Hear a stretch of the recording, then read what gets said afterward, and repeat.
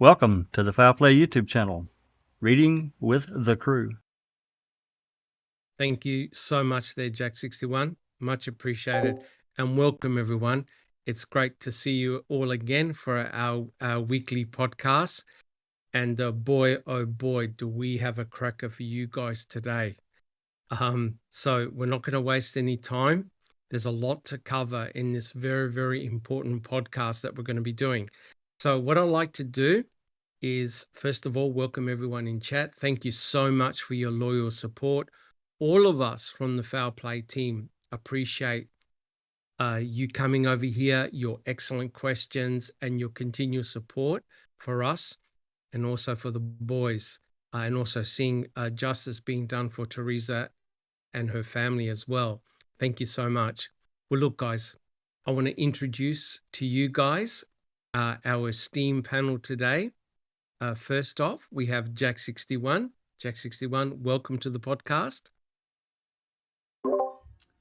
Thanks so much, Doc, and everyone. Hello, live those that have joined us so far on the live chat, and everybody on the panel. This is going to be good. I've seen the slides. I know what you've done. It's going to be great. Thank you so much. Thank you so much, Jack61. Next, we have Neverly. Neverly, how are you coming along? A quick word. Hello, Dr. Silkman, everybody on the panel and in the chat. Doing great. The summer has finally arrived in California. Imagine that, 1st of July. So, yeah, I'm excited about this podcast and I can't wait for it to start. Just special thanks to our super mod, Dark Side of the Moon. She's always there and she's linking, she's commenting, she's monitoring. So thank you very much. Fantastic. Let's have a good one. Thank you so much, Neverly. Thank you. And also to our mods and all our super mods, thank you so much. And next we have, I don't recall, welcome. Thank you. Hi, everybody, and welcome to Reading with the Crew. Thank you so much, I don't recall. And finally, we have Susan. Susan, how are you coming along? I'm good, Doc. Thank you. I just see Grandma's asking about Alice. Just want you all to know that Alice is fine. We just heard from her, I think yesterday. She's just taking a bit of personal time. So, but she's fine. She'll be back. Yeah. So let's get it on, Doc. Let's get it on. Well, look, welcome, guys. My name is Dr. Silkman, and I'm from the Foul Play team. And I'm from Adelaide, South Australia, and it's great to be part of this community over here. And also welcome everyone in chat. Don't be hesitant to put down where you're from. It's great to determine which country you're from and where you're listening from. All right. Now, again, guys, Jack61 put up the slide. We're doing this for Teresa Halbach, who tragically lost her life at a very tender age of 25 years. Very likely on the 31st of October, 2005. And the Foul Play team and many other YouTubers around the world, we want to find out what actually happened that horrible day to Teresa Halbach. We do believe that Stephen and Brendan Dassey definitely did not receive fair trials, and we also do believe in their innocence. But however, all of us here on the panel, we want to go where the truth, where the information takes us, no matter how bad. And Jack61, if we can have a look at the very, very first slide, we can make a start. We can start the podcast proper. Again, guys, thank you so much for joining us in chat. Yeah, give me just 1 second, Doc. What we're doing, I'll just wait for the very first slide to pop up. Yeah, hold on. Let me get that title slide. I actually completely I forgot about it. No hassles, Jack61. Neverly, would you like to read out who's in chat? Can you see who's in chat? Of course. We have Under Your Scars. Hello. She's from Canada, Ontario, Canada. We have, of course, our supermod Dark Side of the Moon. We got Disco Pervert, Anthony Hills, Andy B. Oh, our mod Andy B. He says, early night for me tonight. I'm really tired and need my beauty sleep. You make sure that you get it. Yes. So that's your secret, huh, Andy B? Yeah. Sherilyn Pontillo, Crockett Thompson, Graham Moss, A Blue, Blue. Who else do we have? Pete Moss, got- Justine J, Charlotte Dowling. Did I say Graham Moss? JD, Yep. Gloria. We got Hugh Fraser. He's joined us. Oh, Welcome. nice. Anthony D, Andrew Dickinson. I think that's And it I for think the I got time them being. all. Yeah. Yep, fantastic. Well, look, guys, thank you so much, and welcome. Jazznaz. Welcome. Armand Yes, Jazznaz. Thank you, Jazz. yes, fantastic. Thank you so much, Neverly, and welcome everyone to the Reading with the Crew series, as Jack61 pointed out. And today we start episode 38. And if you've been following the series, we're on chapter 14, entitled Canine Noses, and we're on part 15. Now, I think it's pretty obvious that what we've done here as part of this particular podcast series, we've greatly expanded what John Ferak has covered in this particular chapter. And it is a very, very important chapter indeed. And I promise you guys, we'll definitely be dovetailing back the canines that were present on the Avery salvage yard, both the cadaver dogs and also the scent dogs, the bloodhounds that were there. And they played a very, very important role. Well, look, guys, if you like what we do here on the Foul Play team, please subscribe. Like our podcast if you enjoy it. Put your DNA on the thumbs up button. It really helps us with the YouTube algorithm. And share our podcast. The more people that can get to watch our podcast and comment on it, even better. And also don't forget to hit the notification bell. So when the Foul Play team does a podcast, an open mic, or Reading with the Crew, or a special podcast or announcement, you'll get a notification. Fantastic. Thank you so much, guys. Now, today's episode comes with a bit of a warning, right? This is not the normal harsh language warning. This is a warning that we're going to be talking about a very delicate subject. And trust me, it was very hard for both Neverly and myself to put this podcast together because it deals with a very sensitive subject, right? What we're going to be doing in this podcast is we're going to be deep diving into Stephen Avery's burn pit, which potentially could have been Teresa Halbach's last resting place, right? So we have to be very sensitive and mindful that we're talking about a very delicate topic here. You know, we're talking about a potential grave site here.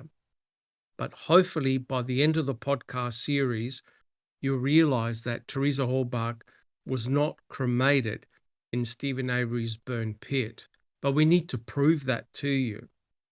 It is very likely that bones, her cremains, were actually planted or transplanted or dumped in Stephen Avery's burn pit, right?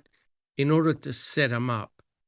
And trust me, one of the most difficult areas to talk about, and any researcher will tell you, right, Jack61, right, guys, one of the most hardest areas to really work out and understand is the burn pit and the burn barrels.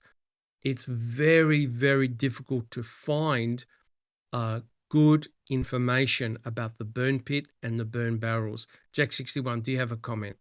Yeah, just a brief one. You mentioned a couple of things about what we are supposed to know about the burn pit, but there's also that potential, Doc, because there's no real documentation, and I mean photos, video, that this could all have been done on paper, because we can't see shit. They didn't show us anything, right?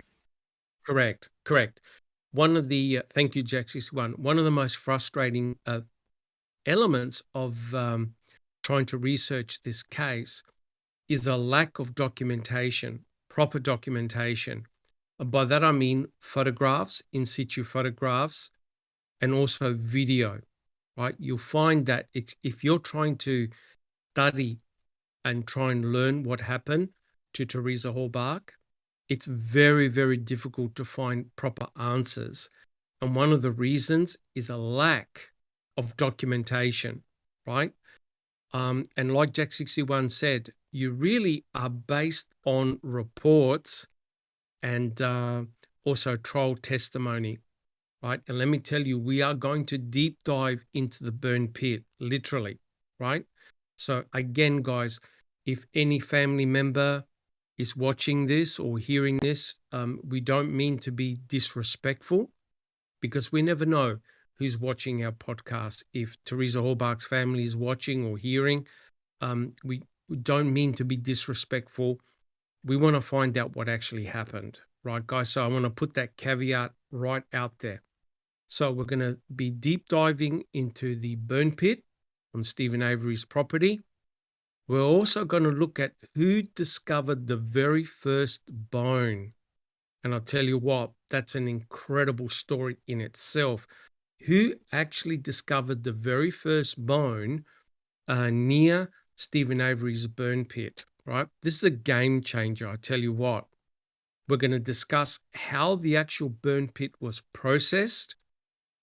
And to my surprise, shock and horror, Stephen Avery's burn pit was not processed once or twice, but actually 3 times, right? So the burn pit as a crime scene was processed 3 times, and all very differently. And guys, let me just tell you, there was not one coroner, not one forensic anthropologist ever called to examine the burn pit in situ.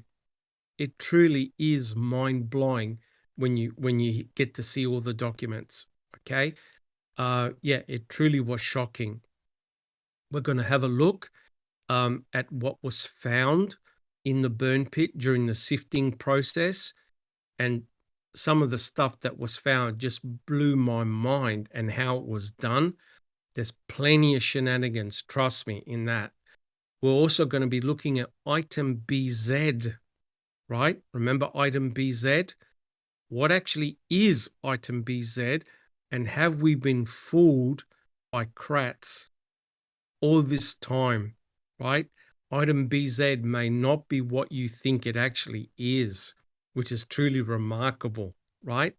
And finally, we're going to dovetail in what the cadaver dogs and the scent dogs found or didn't find around Stephen Avery's burn pit. So guys, you can see that we've got a lot to cover today. And again, thank you guys for showing up. Appreciate it. Now, what I'm not going to do is I'm not going to rush this, right? Anthony Hill said part 1,500. Even if we have to do 1,500 parts, guys, we're not going to rush it, right? This is very, very important. And Cherie Pontillo made the point. We do not know whether they are her bones, Teresa Halbach's bones.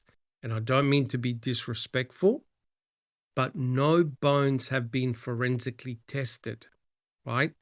And Jack 61, Susan, Cherie, Neville will attest that the cremains were given back to the Halbach family in 2011. So hence, no bones have been tested. As far as I'm aware, from my reading and our research, the only thing that has been tested is muscle tissue, right? And again, you'll be shocked what I think is actually item BZ. It's not what you think it actually is. All right, so Jack 61, are we able to have a look at the very next slide? And guys in chat, don't be scared. Please put your questions in chat and we'll try and answer them. And if you want a question answered, put a Q at the beginning of your question. That'll be awesome. All right. So guys, let's make a start.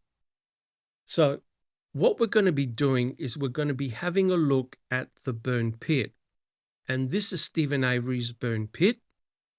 Now, the important thing is is that this photograph is an iconic photograph. It's been used and abused for the wrong reasons. This photograph was taken by Trooper Reese on November the 6th, right? So Trooper Reese was very, very close to the burn pit, and he took several photographs. And every photograph you see with bear in it is very likely from November the 6th, right? And so what we're going to be doing is we're going to be looking at two particular areas of Stephen Avery's burn pit. We're going to have a look, see where the red arrow is. That's the ash, okay? That's the ash on the bottom of the burn pit. We're going to be having a look at that, how it was sifted, who did the sifting and what was found. We're also going to have a look at the material that's in that yellow square, that yellow rectangle. Now, remember, last week, we asked the audience, we asked people in the panel, what that material was. Was it brush? Was it tire cords?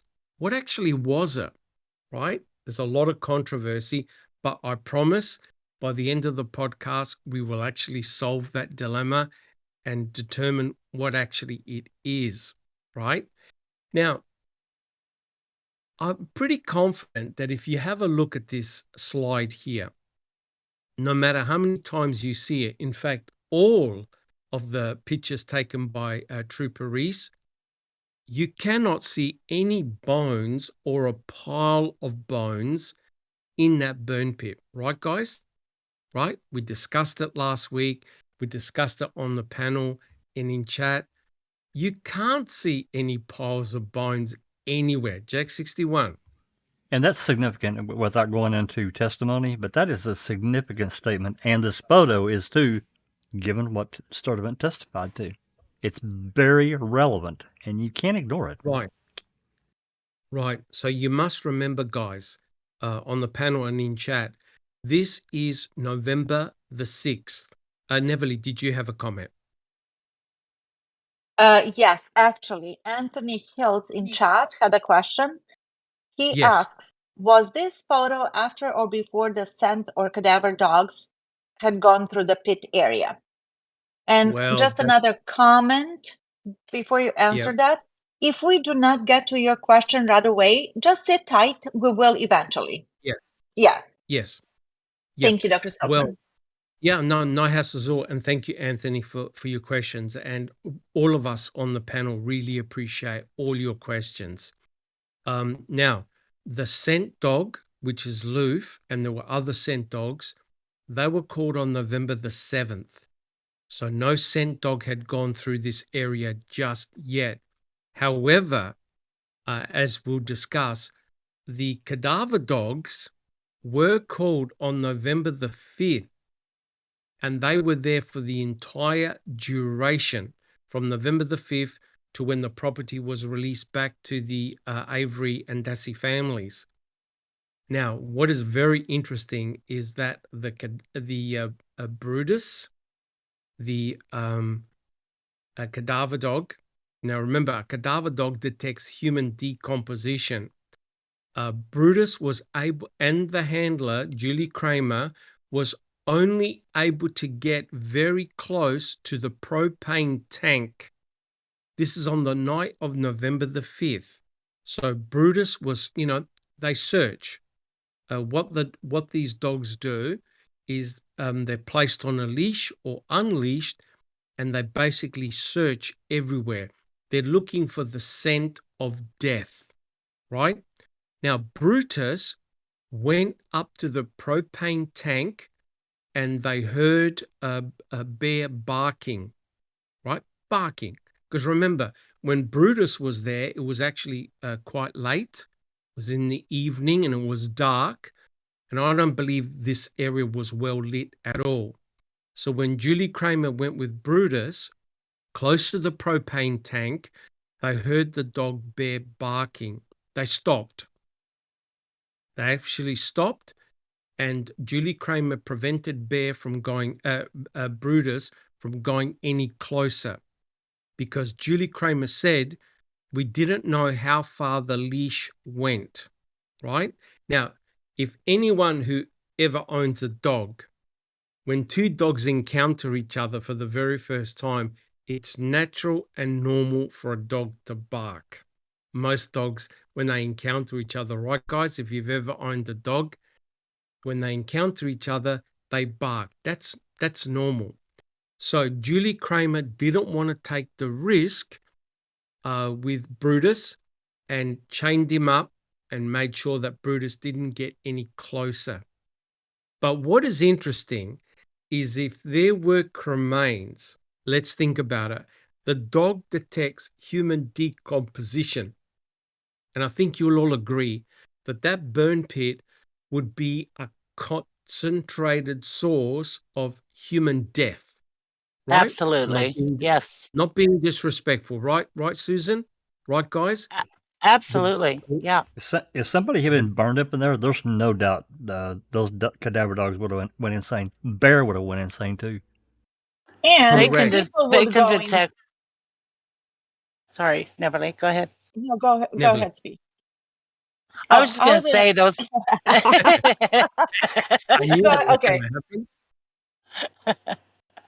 Susan, you go first. I was just going to say those dogs can detect bones that are years and years old, let alone if someone had just been burned in that pit. He would have been straining the leash, I would think. Correct. Because remember, these dogs are highly trained to detect human decomposition. Neverly, your comment. My comment was that not only that the dogs would go crazy over that burn pit, but people would too. The residents on that salvage yard and also neighbors, they would smell that foul, pungent, disgusting, without being disrespectful, but that's what it is. It's a unique smell. It's the smell of death is a unique smell. And remember, we did cover it, how firefighters and first responders always state that it's a very distinct smell and you can't get rid of it from your nostrils and your clothes. And it's very, very unique and a very pungent smell. Jack 61, did you have a comment? So, just a brief one. So taking what you guys are talking about, this unique odor, let's just think about how many officers, special agents, and so forth were in or near that burn pit. So we got Jost, we got Reese. He was right there 2 days on the 6th. He's all around it. He actually walks over to the pit. Then you got Sipple, Sturdivant, Ertl, Zhang the photographer. Bates. Yep, that's right. So, I'm going to have to go into two hands here. How many officers were at that pit and didn't report any smell? There's no, and Officer Mignon was there too. And Mignon as well. Yep. Right. And the septic tank driver as well. So that's a very, very good point, Jack 61. Before I put you on, Neverly. So this is remarkable. There were a lot of people who were around the burn pit who had went past the burn pit, including those two officers that actually videotaped the burn pit on November the 6th. Remember when they captured Bear just walking very casually and very casually back? There is not one officer, not one law enforcement officer or anybody else who was on that property who reported smelling a foul smell, the smell of someone being cremated. Now, when you think about it, guys, right? The highest concentration of scent would have been in the ash. And a dog like Brutus is trained to detect human decomposition. Now, whether Bear was there or not, you have to admit Brutus would have gone crazy. Brutus would have wanted to go directly to the burn pit, no matter if Bear was there. Because remember, Brutus is trained to detect human decomposition. That's what he does. And the mere fact that Bear stopped and Bear decided to go elsewhere, because I read the reports, I read the testimonies, Bear wasn't insistent of keeping on going. That's a clue. That's a very important clue. That bear went elsewhere. And remember this, guys, bear hit on the 2 burn barrels, the Yonder burn barrels. Okay? So think about it. Bear went from the propane tank and then went to the burn barrels, right? And You alerted you mean Brutus, Susan. not Bear. You mean Brutus, Sorry, not Brutus. Bear. I'm gonna continue getting those 2 names wrong. Yeah, Brutus, right? So Brutus hit on the 2 burn barrels, the Yonder burn barrels, and it's interesting that Brutus did not give an alert. There's nothing in any document to indicate that Brutus gave an alert near the burn pit. That, guys, is significant. Neverly, did you have a comment? Yeah, but that's okay. We went over it. It's okay. Okay, Jack 61. Yeah, just a comment that Justine J made. If she had been cremated there would not be a smell as it burns away. I'm sorry, Justine, that's just not from the experienced people that I've talked to. That's not true at all. After probably several weeks, maybe even a couple of months, if she had actually been burned there, all the internal organs and all that, yeah, eventually the smell does die off. Am I correct, Doc? Correct. In time, the smell would dissipate, but the problem is that her, according to the state, her entire body was cremated at that spot. Right. Right. And so as a consequence, you've got organs in your body. You've got your hair, your body hair. You've got bacteria in your gut. You've got feces, urine, blood, the whole lot. Bile. And once all bile, correct. And trust me, when all that material burns, a lot of the body fluids, the fat, etc., your blood is going to seep into the ground. So you've got a high concentration of body fluids. Yes, I know a lot of that will evaporate away, but however, the concentration of smell is going to be highest in that burn pit. It's called pyrolysis material when a body is cremated, right? And it has a very, very distinct smell. And you're going to have a lot of fat, body fluids, blood, all seeping into the ground. So as a concentration source, that's going to be huge. So a dog like Bear, a dog like Brutus have got an incredible olfactory system, right? You've got such a high concentration of odor, a high concentration of cremains all in one spot. I'm telling you right now, these cadaver dogs can detect bones that have been buried. They can Under detect concrete. a body, correct, under concrete, underwater, you name it. So a dog like Brutus would have most definitely gone crazy had Teresa Hallbar been cremated in that spot. Jack 61. Well, just a question, concerning all this and the odor. From the 2 different firemen that I talked to, they both said that if a body is burned up in a fire like that, that smell also would permeate not only the ground, but any material that's in that pit, any whatever, bone material, whatever. It reeks. It just absolutely reeks of odor. Correct. Now, a comment has been made, maybe human beings won't be able to smell it. In time, the smell would dissipate. But remember, you've got a human being being cremated on October the 31st, just 5 or 6 days prior, according to what the state said. Her cremains are in that spot, in that ash, her body fluids, everything. Again, I do apologize because it is sensitive. There is no doubt that a cadaver dog is going to be detecting that half a kilometer away. Guys, you've got to agree. That's such a strong source of scent. And also, according to the state, Brendan Dassey was there. Now, are you trying to tell me that none of the odorants got on his clothes, in his hair? And when Brendan Dassey went home, no one made a comment, what's that foul odor, right?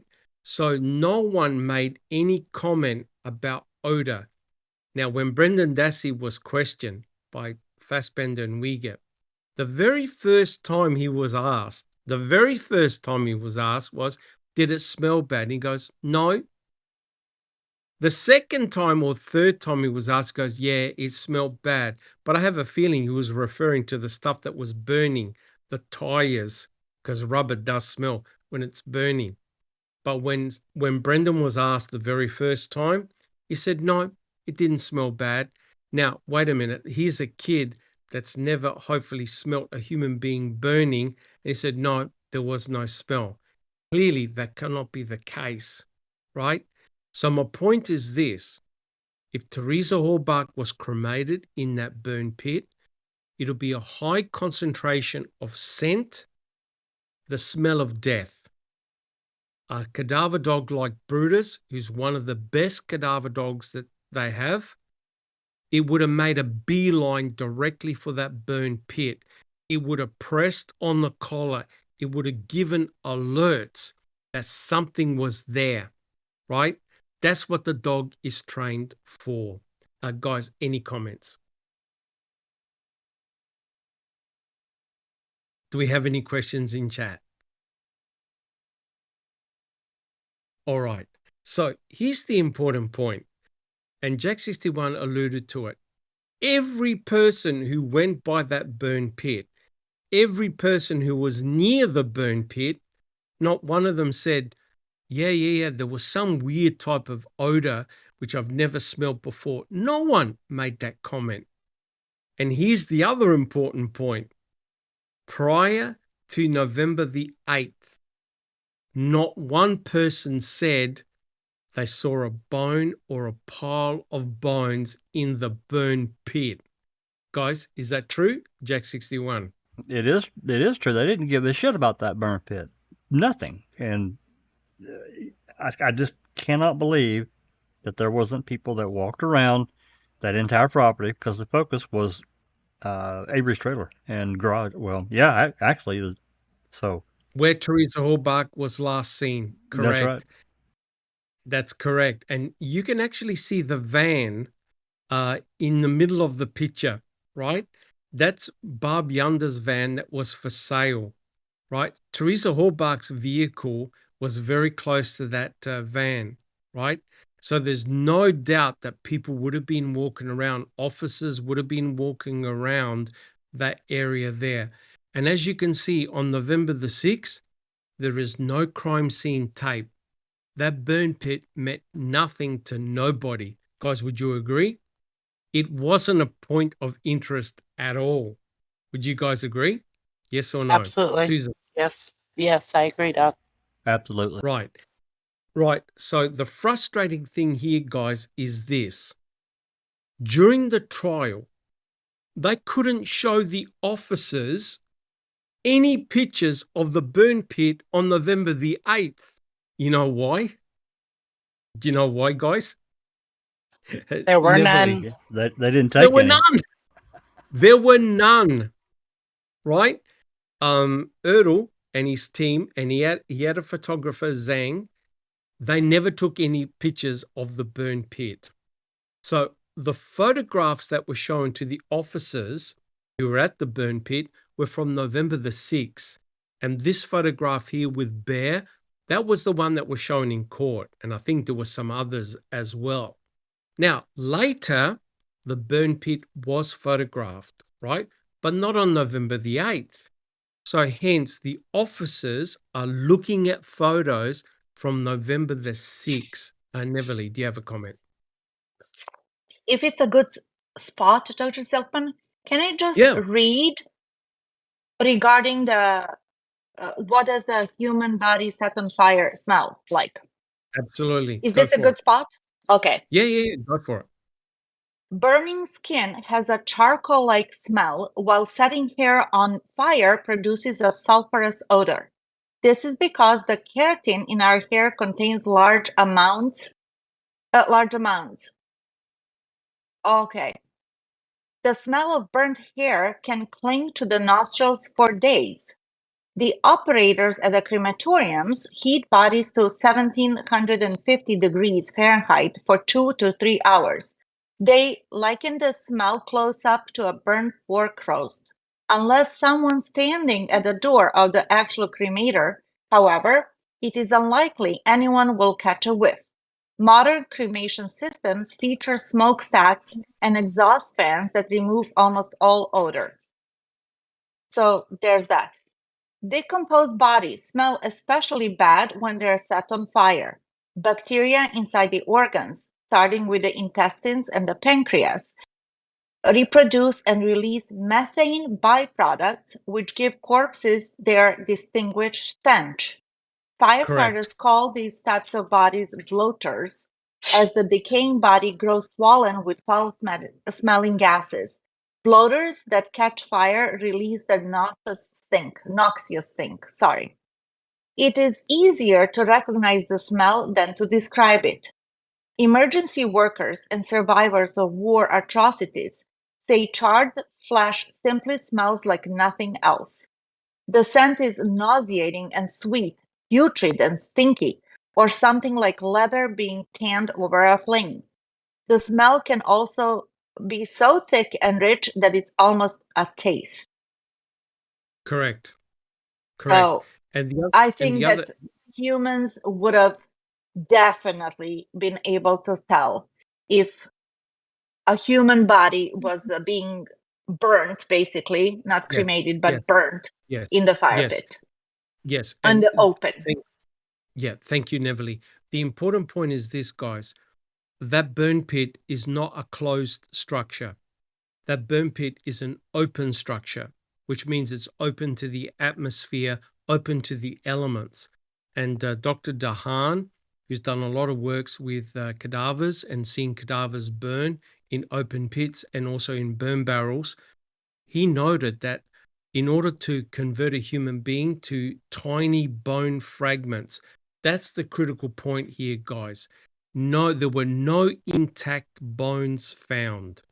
They're all tiny bone fragments. The bones, the body or the body parts had to have been exposed to a huge amount of heat. And because this is an open pit, it meant that in order to convert a human being to those bone fragments, you basically need a huge amount of fuel, a constant amount of fuel over many, many hours. And Stephen Avery, remember, received 2 phone calls, 2 15-minute phone calls from Jody, his fiancée. So that meant that for 30 minutes, that you can't hear any fire burning in the background when Stephen was talking to Jody. It meant that for 30 minutes, Stephen Avery wasn't at the burn pit, couldn't have been. So he had lost contact with the fire, right, guys?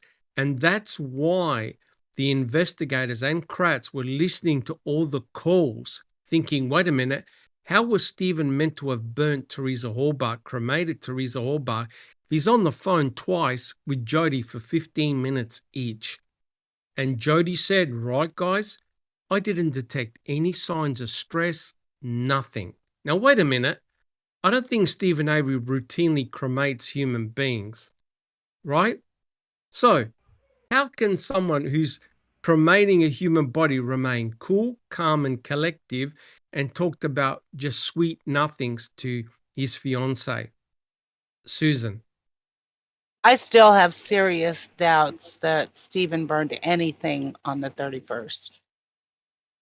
It is extremely controversial, right? It is, because Stephen is not the greatest timekeeper. And there were people that reported seeing a fire behind Stephen Avery's garage. There are people that said, no, I didn't see anything. So how come there's so much inconsistency in the reports? Jack 61. Yeah, I really believe that the last larger type fire was on the 28th. I can't prove that. I'm just talking about conversation around surrounding what Stephen originally said. They may have had a small fire on the 31st, but I don't think it was any more than just burning a little bit of brush and a few other things. Yeah, bit of brush and a bit of rubbish. Yeah. 100% agree. Right now, if you look at that, thank you, Jack 61. If you look at the burn pit, what you notice is that it's relatively clean. The surroundings of the burn pit are relatively clean. That is, you don't see ash, soot. Look at Stephen Avery's garage. Look at Bear himself. Look at Bear's house, right? And remember what Barb used to say. When Stephen burnt a lot of tires, her house was covered in soot and ash from the tires. You look at Stephen's garage.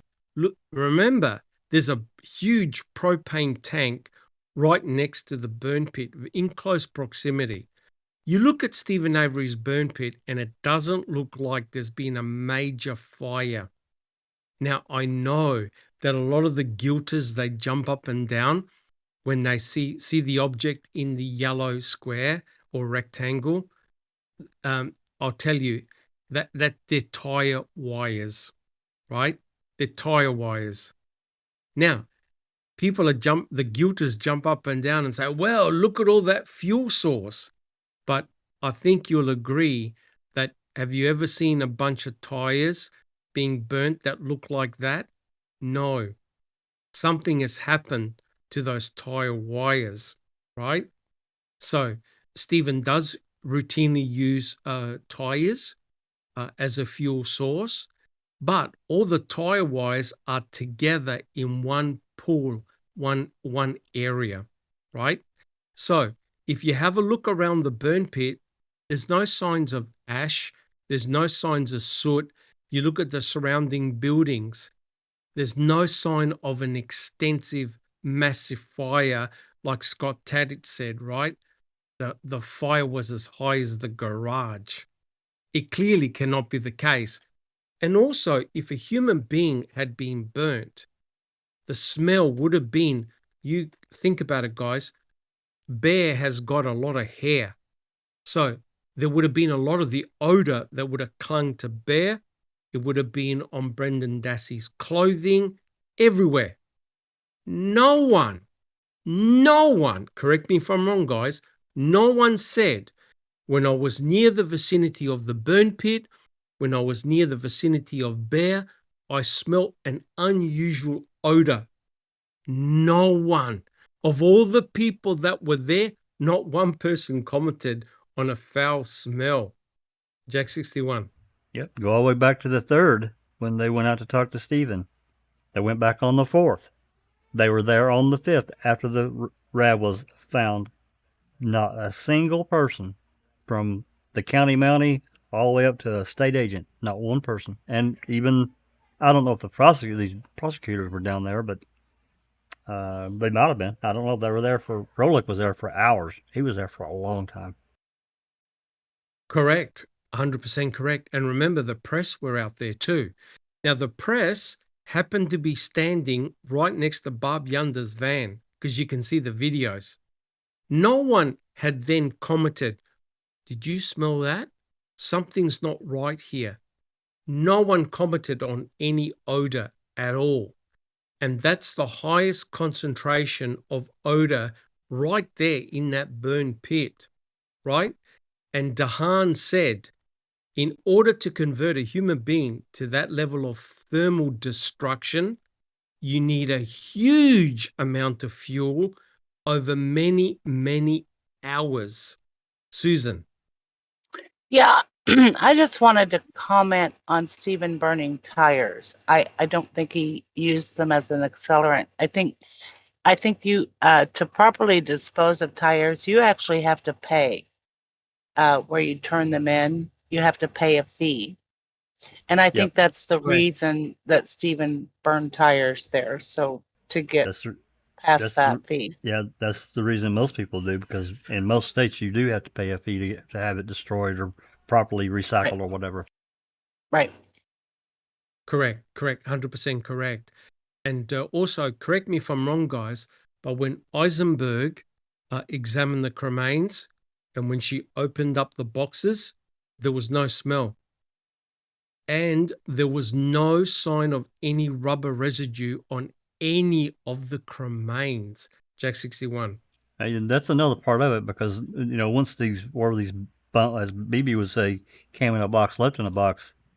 Once that lid was closed and they were concentrated, they sat there for at least a day waiting for Eisenberg to come Correct. back. She would have smelled something, right, when she opened Correct. that box. 100% correct. So, guys, you can see what we're trying to work out here is the options are very simple.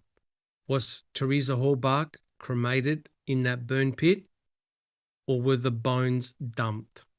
It's as simple as that, right? And here's a fact that you can't get away from. They have never found 60% of her skeletal remains. I don't know where they are. Now, wait a minute.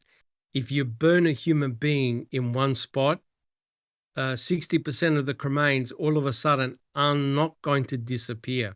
Susan, did you have a comment? There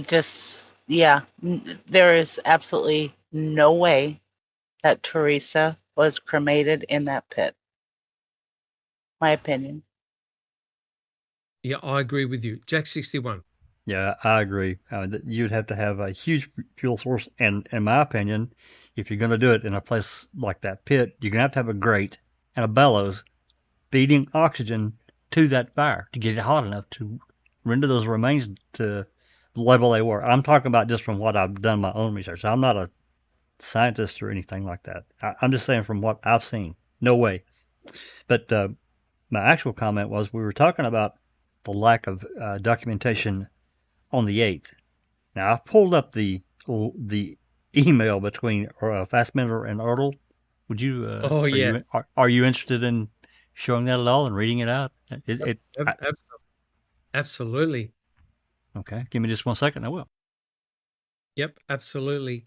And like I said, it is the lack of documentation that has caused a lot of this controversy, right? And as I think Jack 61 is going to put up in a moment, there was an email between Tom Fassbender and John Ertl, right? And John Ertl was there on the 8th, and he's one of the very first people that had processed that burn pit, right? Jack 61. Yep, we got it. You want to read it? Well, I was going to say maybe Susan or Neverly or one of the ladies can read it. Yeah. Yep. Who would like to read it? I'll read it, Doc. Yep, go for it, Susan. Now this goes from the bottom up. Okay, so this is the email Fassbender sends to Ertl. Okay. On June 30th of 2006. In the morning, 7:50 a.m. John, when you processed the vehicle that was found to contain the license plates of Hallbach's RAV4, did you take any photos of the inside of said vehicle? The DA has photos of the outside and surrounding area. According to records, you turned over the license plates to Calumet County. If you know, did you package them prior to turning them over? Also, just confirming that you did not take any photos at the burn pit behind the garage where Hallbach's bones were found. Why were no photos taken? Thanks, Thomas J. Fassbender.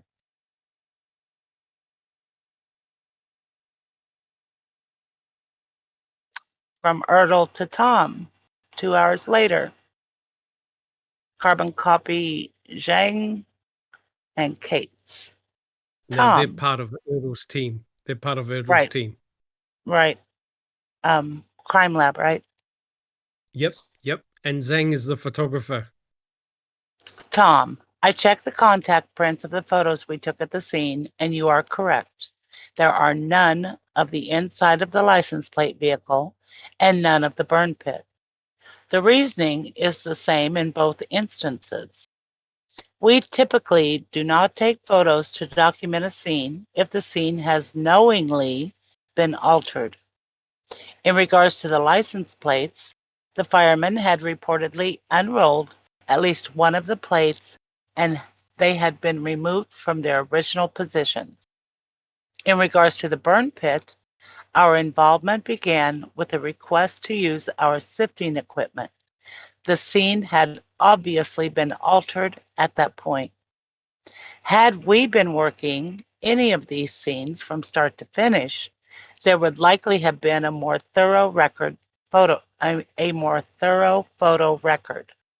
However, under the circumstances, we were merely able to provide technical assistance rather than complete scene processing.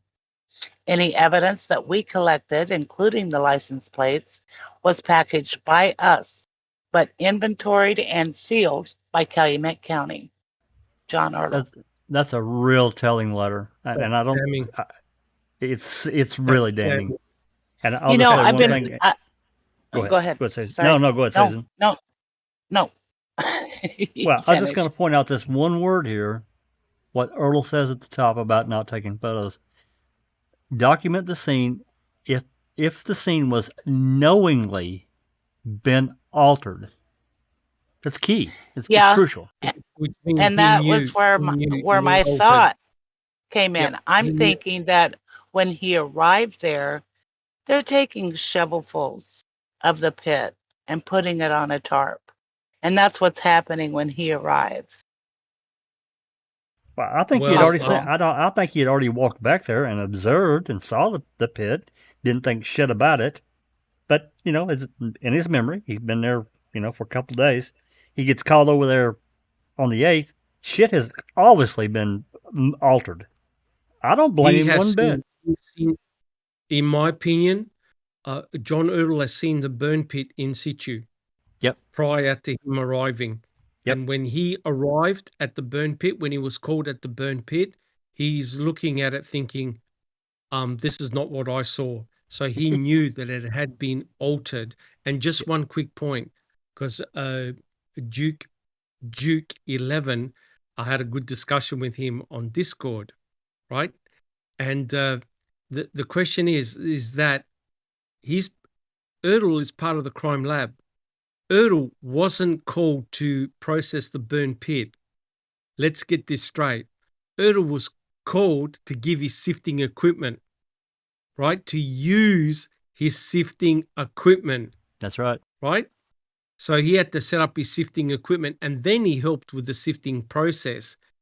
But as a crime lab, as being part of the crime lab, it should have been whoever saw the very first bone is don't touch anything. Call the coroner, call a forensic anthropologist, call the crime lab. These guys were fart-assing around with the burn pit prior to Erdl getting there. And when Erdl got there, he must be thinking, what the fuck are you guys doing with this crime scene? What are you doing? And that's why he refused to take any photos, because he knew that what he was working with was not what he saw. So who was it that we know was there before he arrived? Erdl. Don't you worry. Okay. So don't you worry. We have don't you worry. We're going to go through that step by bloody step. So perfect. John Erdl was called to provide sifting equipment. That's his sole role, right? Then, of course, he did help with the sifting, but they called him in as an afterthought, which is disgraceful and disgusting. Instead of saying, I've seen a bone, I'm not a forensic anthropologist, let's call the coroner, don't touch anything. By the time Erdl got there, Lord knows what they'd done to that burn pit, right? So it's a complete clusterfuck from start to finish. And that's why we have so much controversy. But what Jack 61 put up and Susan read, it goes to show the shenanigans that took place. and Erdl was basically putting up his middle finger to Tom Fassbender to say, hey, I didn't take any photographs because that's not how I saw the burn pit. It had obviously been disturbed, right? So even Erdl grew a conscience and saying, I don't want to be any part of this at all, Neverly. And I think that we should be thankful for that comment, which is a big deal to say something like that on the stand. You're basically going against the law enforcement and the state. What are they saying? He was kind of giving us a hint. Yes, he was giving us a very important hint at all. Jack 61, are we able to look at the very next slide? Slide B, thanks. So we need to work out the chronology of what actually took place at the burn pit, right? What was actually found. Now, this is a report, a CASO report, written by Lieutenant Kelly Sipple. Now, notice the date, November the 8th, right?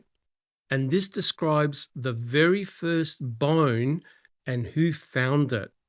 Now, see the section in yellow? Neverly, do you see the slide?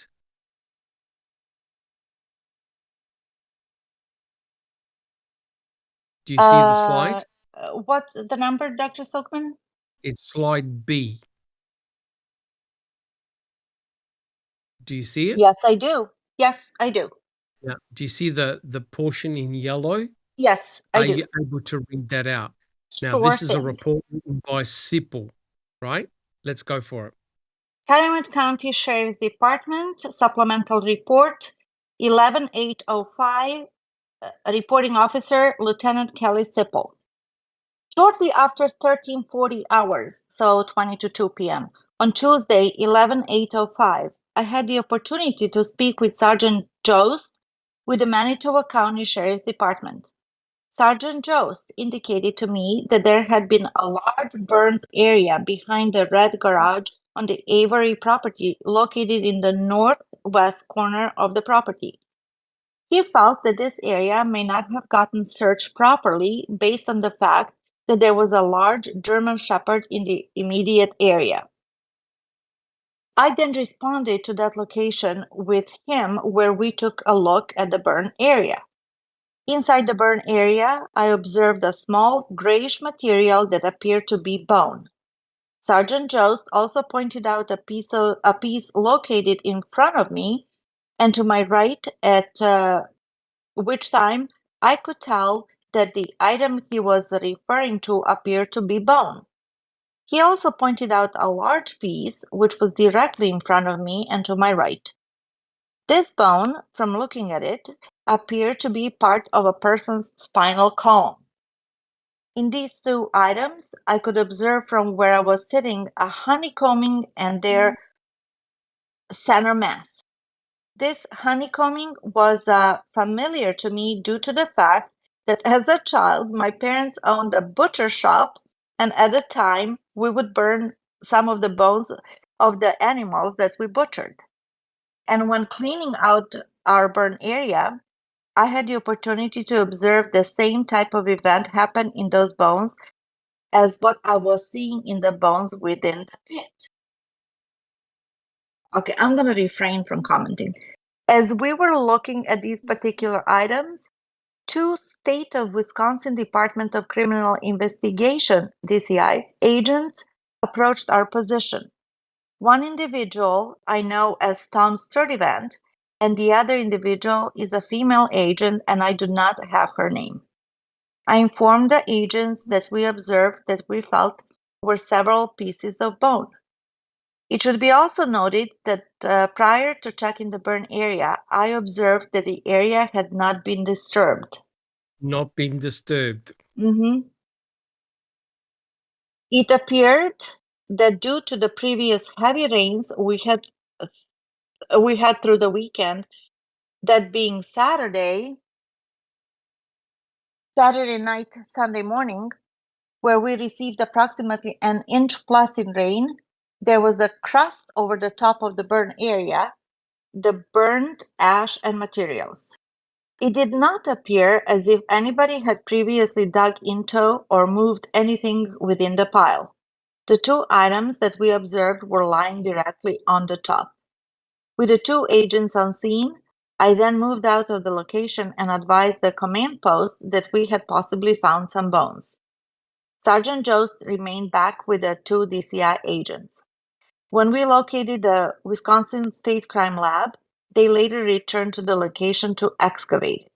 I, Lieutenant Zippel, went off duty at approximately 1500 hours, so 3 p.m. So he was there for 20 minutes. Yeah, thank you, Neville. Do You're we have welcome. any comments on that Oh report? my lord! So Can I? here we have an expert. Yeah, hold on. Go ahead. Jack 61. I got before you guys really start commenting and getting into the details. All I can say is, holy shit! What are your parents butchering? Correct. Right? Correct. Correct. Yep. Correct. Now, Neville, do you have any comments? Well, I was going to say the same thing. So if you are referring to your childhood experience in your report that you saw the honeycombing and whatnot, those were hopefully animal bones. And I'm being facetious over here, right? Mm-hmm. Yes. And I yes. understand the basic anatomy, and I'm sure that the spinal column of the animals and humans are kind of similar. But to say this in the report, does this make him an expert? Or was he No. just innocently, exactly, referring to his childhood experiences like this? It was just bizarre. Just bizarre. He could have left that out. He should have just said, I saw honeycombing, blah, blah, blah, without his ever since I was a little boy story. In my Correct. opinion. But notice what he said. He said that he saw what believed to be a spinal column. Now, wait a minute. Remember, they're talking about bones. Jost saw the very first bone, not in the burn pit, but on the grass. On the grass, Susan. That's exactly where my comment comes in. There is nothing about that bone 8 feet south of the burn pit. There was also no mention of that bone 8 feet south of the burn pit in Mignon's report. Mignon stated that her and Jost were talking about the tire wires in the fire, and also the fact that Bear was obviously constipated. Correct. And that is the reason that Jost went and alerted other people. Nothing about this bone. I think they made up that bone away from the burn pit to make the bear story work. Well, the interesting thing wasn't just the one bone that was in the grass. There were several bone pieces magically appearing on the grass outside the burn pit area, right? Now, the question is, if you burn a human being in the burn pit, what on earth are cremains doing 8 feet south of the burn pit? What are they doing out of the burn area? We see nothing in this report that is talking about those bones. Nope. Well, it gets worse than that. Jack, thank you, Susan. Jack 61. Well, in Sippel's vast knowledge, he recognizes whatever this was as being a part of a spinal column. Well, really? Correct. And you don't take it. You don't alert.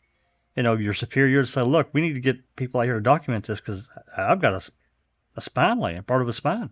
Come on. Correct. No, now none of that. Quite clearly, Sippel's not a forensic anthropologist or someone that has studied anatomy, right? And to make matters worse, what did he say? From my childhood experience, my parents used to butcher animals. So quite clearly from his experience, he hasn't seen human spinal columns. He's seen spinal columns from animals. Susan. He also said to my right was a large piece Mhm. We can't see a large piece in that No. photo. But, No. yeah. This is the fundamental problem. If you have a look at the pictures from Trooper Reese, there's nothing that sticks out in the grass. In actual fact, there's nothing that sticks out in the ash in the burn pit. Jack Wow. 61. Oh, sorry, Neverly. He also says that there was a crust over the top of the burn area, the burned Yes. ash and materials, right? It did not appear as if anybody had previously dug into or moved anything within the pile. Okay. So can anybody picture maybe this scenario that there was this innocent fire pit or fire area sitting there and somebody was sprinkling the bones on top? Because how would they be on top? Yes. And Yes. if this was not That's a big problem. disturbed? That is a really big problem. And Yes. I'll tell you what, it actually gets more complex because when we see that picture on November the 6th, remember what Sipul just said? It had rained previously, right? Which meant that if Trooper Reese took that photo on November the 6th, which he did, what will we expect to see on top of that crust? And that is a pile of bones. Correct, guys? That's right. You know, If the bones were there, they should be seen on the top, Jack 61. well, yeah, I mean, if it had rained a couple of days prior, which clearly it did, that would have, I mean, to me, that stuff would have kind of crusted over. And I think that, you know, what we really see here, there is really nothing there on the 6th. Clearly in that photo, nothing like what they described. Something fucking happened on the 7th or the night of the 7th or morning of the 8th, and all of a sudden, voila, we have something here. It either happened that way or it's all on paper. One of the two. You know, now we come back to, well, what did they know about Reese's photos at all? I don't think they would have. I don't think they did. I don't think that they did. But Right. you see, Which this is the is- problem. Trooper Reese caught them out. Trooper Reese caught them out in a fucking lie. That's right. A huge lie. A huge lie. They weren't aware of Trooper Reese's photos. And I bet you a lot of them only saw Trooper Reese's photo. You know when? At the court. Trial. During the Trial. trial. That's right. Yeah. Because That's right. they were asked, is that what you saw? Is that what you saw? Oh, yeah, but the dog wasn't there or whatever. It got actually very embarrassing. Susan, do you have a comment? Yeah, I also wanted to point out that female DCI agent was Deb Strauss that arrived with Oh, Strauss. yes. Oh my God. Oh, Yes. it was Deb Strauss. Correct. Yep. I And don't have a worry. comment too. If Yes, this Neville. was a game changer that all of a sudden, you know, so many days later, they haven't found anything basically. And now they see bones and they think that it's human bones. Why in the world didn't somebody grab a camera and start filming everything? They filmed the most stupid things inside people's houses and shoes and making comments and whatever. We don't have pictures, let alone videotaping. And in my humble opinion, I think that this is something worthwhile videotaping. Discovery of the bones. There's no question. And it's pretty obvious why they didn't want to videotape and why they didn't want to photograph. I understand. In case the narrative didn't turn out the way they wanted to. Because once you commit something to film and video, that's how it was in situ. And before we continue, guys, a big welcome to Nan's Live 7. And we have Stacey Seabrook as well in the house. Welcome, guys. Good to see Hello. you here. Yeah. Yeah, So I understand. That was like a rhetorical question. You know what I mean? Because as you said, then you have to commit to that if the investigation was up and up. 100% correct. Yes, you would have to commit to that if you had a videotape and you had film and pictures, and you don't get any of that on November the 8th. That's part of the problem. Yeah, and there Beverly, was one you more were- comment by Anthony Hills when Sipple said, something about the state crime lab. Anthony Hills says crime scene lab brings bones from Cuss over there, right? Which, well, yay, the bones arrived somehow from well, somewhere. that's interesting because Erdl, of course, was at Cuss Road, digging up the disturbed earth, right? So it's very, very interesting. So, Jack 61, can we have a look at the next slide, please? And this is the report by investigator Joanne Mignon that Susan read last week. And again, this is a very, very important report written by investigator Joanne Mignon. Now, what I want to do, I'm not going to read the whole lot out. I want to draw your attention, if you can just scroll down a little bit, to the septic search, right? Now, Joanne Mignon was there on the Avery salvage yard on Tuesday, November the 8th, and she was supervising the emptying of the septic tanks. Now, there was a septic tank at Stephen Avery's property. There was a septic tank also at Barb Yunda's residence.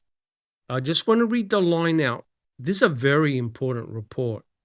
She goes, I'll quote, at 11:20 a.m., we did find a septic tank located at 12932 Avery Road. Now, Jack 61, are we able to look at the next pictures, please? Now, I know that there are a lot of new people who have joined us who may not be aware of this case. So Joanne Mignon was there and she wrote this report. Now, 12932 Avery Road is Stephen Avery's residence. Okay, so that's the important thing. So you can see here, they were at Stephen Avery's residence. Now, Jack 61, if we can have a look at the next picture, please. This is important. This is a very important picture. Now, for those, again, who are new to this case, you can see from the air Stephen Avery's residence, where Stephen lived. Remember, he was renting that place. The actual owner was Roland Johnson, and it was Jody who I believe was renting the place from Roland Johnson. And Stephen Avery was staying here.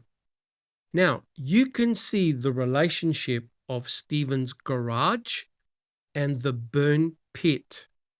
So the septic tank must have been in the back area. That's where Joanne Mignon was with the tank person who was emptying the septic tanks.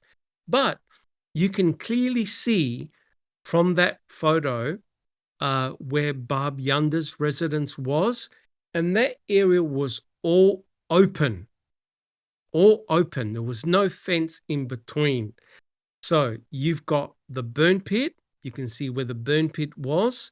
And further up to the left, you can see the big propane tank. It's in white. Looks like a bullet. Looks like a Tic Tac. That is where Brutus stopped, right there. Okay. They went up to the propane tank. They heard bear barking and they stopped, right? Now, quite clearly, if Brutus was interested in the burn pit, Brutus would have made a beeline for the burn pit, right? That's the highest concentration of the smell of death, right? That's what the dog is trained for. But the dog handler, Julie Kramer, stopped Brutus, and they went, now have a look at this. They went to Yunda burn barrels. Jack 61, the Yunda burn barrels are right across from Stephen Avery's burn pit. That's right. Right? That's exactly right. So Brutus very likely walked right past the burn pit, right?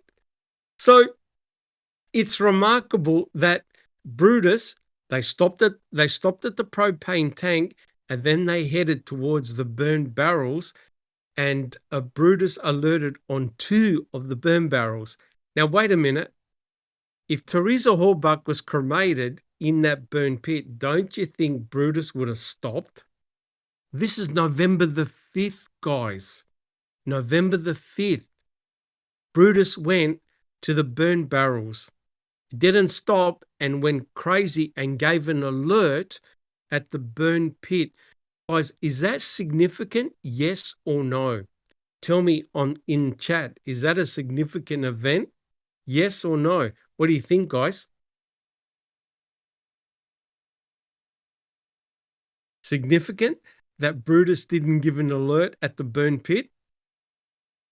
It's a huge Absolutely. event. It's a Absolutely, huge yes. That's right. There's course. no way that Right? if they walked down and around away from Bear, around to the left and down and then across the yard, there's no way that dog wouldn't have alerted on that pit if there had been Brutus would have gone right past the burn pit, guys. right. It's Because- gonna Yeah, get worse. he'd can- go nuts. It's gonna get You can get see- worse though. It's going to get much worse. But you Yeah. can see the Yunda residence where it was. The burn barrels are towards the back, right? And Brutus went to the Yunda burn barrels. Now, wait a minute. Brutus is a trained cadaver dog, right? And picked up on 2 of the Yunda burn barrels. Are you trying to tell me that Brutus just walked by the burn pit and didn't bark and alert? Not a chance Susan. in hell. Not a chance, Susan. Well, to be fair, they could have gone back around Stephen's garage and gone that way That's a possibility. That's because a Bear possibility. was there. It's possible. True. Yep. True. Yeah. But But they he was also still could have very walked- close. He was still very was in close the to that burn vicinity. pit. Yes. He was in the vicinity. And even if Brutus gave a hit on the burn barrels, don't you think there would have been a greater source of scent of death to the burn pit? Wouldn't Brutus then push the dog handler Julie Kramer towards that direction? Doesn't it make Ye- sense if he's in Yes. that area? Yes, and it would have alerted them to remove Bear and check that area out, right? 100%, right? Because Julie Kramer would have said, my dog wanted to go towards this area at any cost. Remove Bear. Now, here's the unbelievable thing. Julie Kramer said, I can't check this area properly, not because Bear was aggressive, but because Bear is present. There's another dog. And Julie Kramer says, I don't work my dogs in the presence of another dog, which is fair enough. Are you trying to tell me that the investigators waited till November the 9th to remove Bear? Jack 61. I think it's ludicrous to think that because they had all been around there since the 5th, that, whatever we think of D.I. Shedder from MTSO, I just don't feel like he would have left an aggressive animal on that property around these cops, a German Shepherd nonetheless. I mean, we're not talking about a toy poodle, for that many Correct. days if he was really that aggressive and mean. I just don't believe it. I'm No. sorry, I don't. No, and we've seen the video evidence, Jack 61, right? Yep, that's Bear right. was not aggressive, and No. Trooper Reese was right next to him, That's right. right? And so was Trooper Reese in Ledgerly. his And Ledgerly's third event was too. Yeah. Oh, yeah, absolutely. And none of them said Bear came up to me and tried to bite me. No, I think that's just an urban legend because they had to come up with an excuse why it took them so long to find those bones. Susan. They were also sifting the pit on the 8th while Bear was still there. Right next to their noses. 100%. And the chain reached correct. the pit. So Yes, it did. Yeah. Correct. So it's the biggest farce out. Think about it. Bear is there. Are you trying to tell me that Bear allowed the investigators to sift the burn pit, which took several hours, and no one complained about Bear? Not a chance in hell. No way. 61. No way. No. No way, Doc. No, there's something weird going on here, right? So quite clearly, this picture is a classic. Bear was in the vicinity of the greatest source of smell of death. Bear never, Brutus never went crazy to keep on pushing towards where the burn pit was. That's impossible. If Teresa Horbach's cremains were there in situ, Brutus would have gone crazy. Bear would have gone crazy. And as you can see, on the 6th, Bear was relaxed. There was no agitation, no barking, nothing.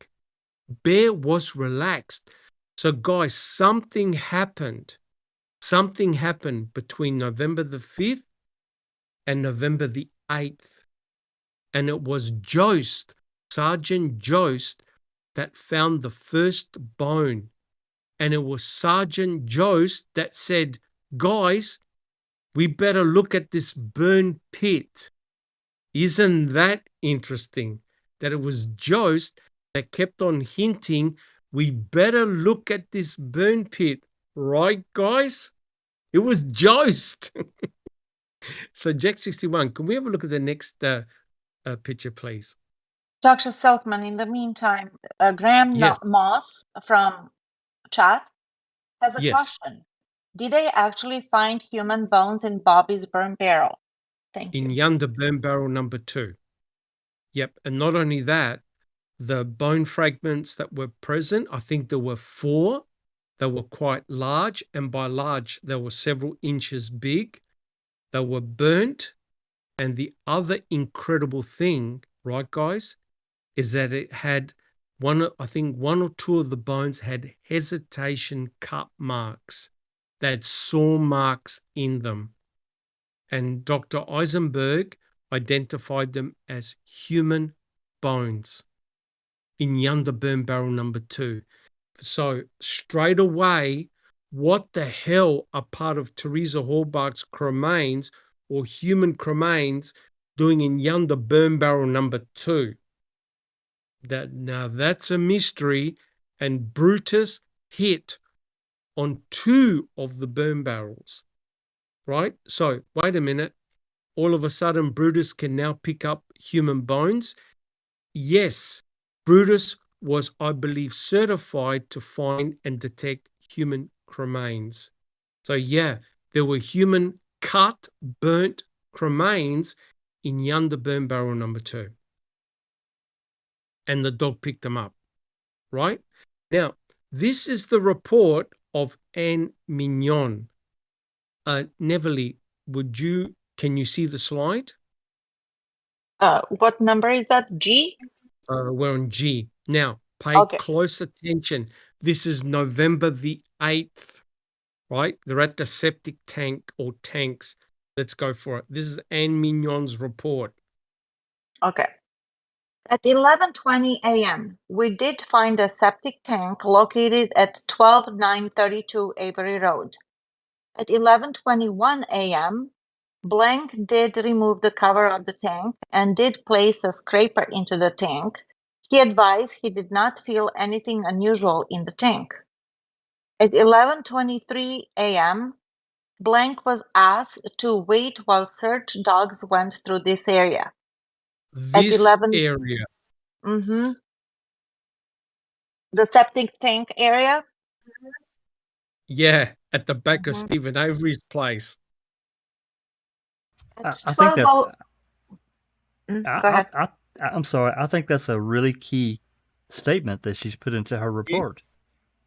But In other words, the search dogs were there at the septic tank area and they went through that area. that's right. So, if we look at, I'll just use this as an example. At my house, we have dual septic tanks in the back of the house, and they're they have a locked lid on them and so forth. So most houses, even trailers, are the same way. Now, I don't know where the actual cap was for Avery's tank, but I can't imagine it would be too far from that burn pit. No. There's no way they wouldn't have detected that odor. No way. Now, wait a minute. This is the best form of documentation. It's an independent person, Joanne Mignon, and she wrote in her report, hey, we had to tell the tank driver to stop because there were search dogs in the area. Now, wait a minute. Did the search dogs head towards the burn pit? Nope. Nope. No, they didn't. And notice, search dogs. Not one, but a group of them. That's huge. It is to And me. did any of the officers ever put this in the report, that the dogs actually searched this area? No. Yep. No. Except the people writing the reports, the dog handlers did, right? And don't worry, we're going to go through that. And that's what they find and what they say is mind-blowing. But none of them say, oh, the dogs had a high alert at the burn pit, which is very, very interesting. Susan. I just wanted to reiterate that Mignon was from the Brillion Police Department. She was not MTSO. Yeah.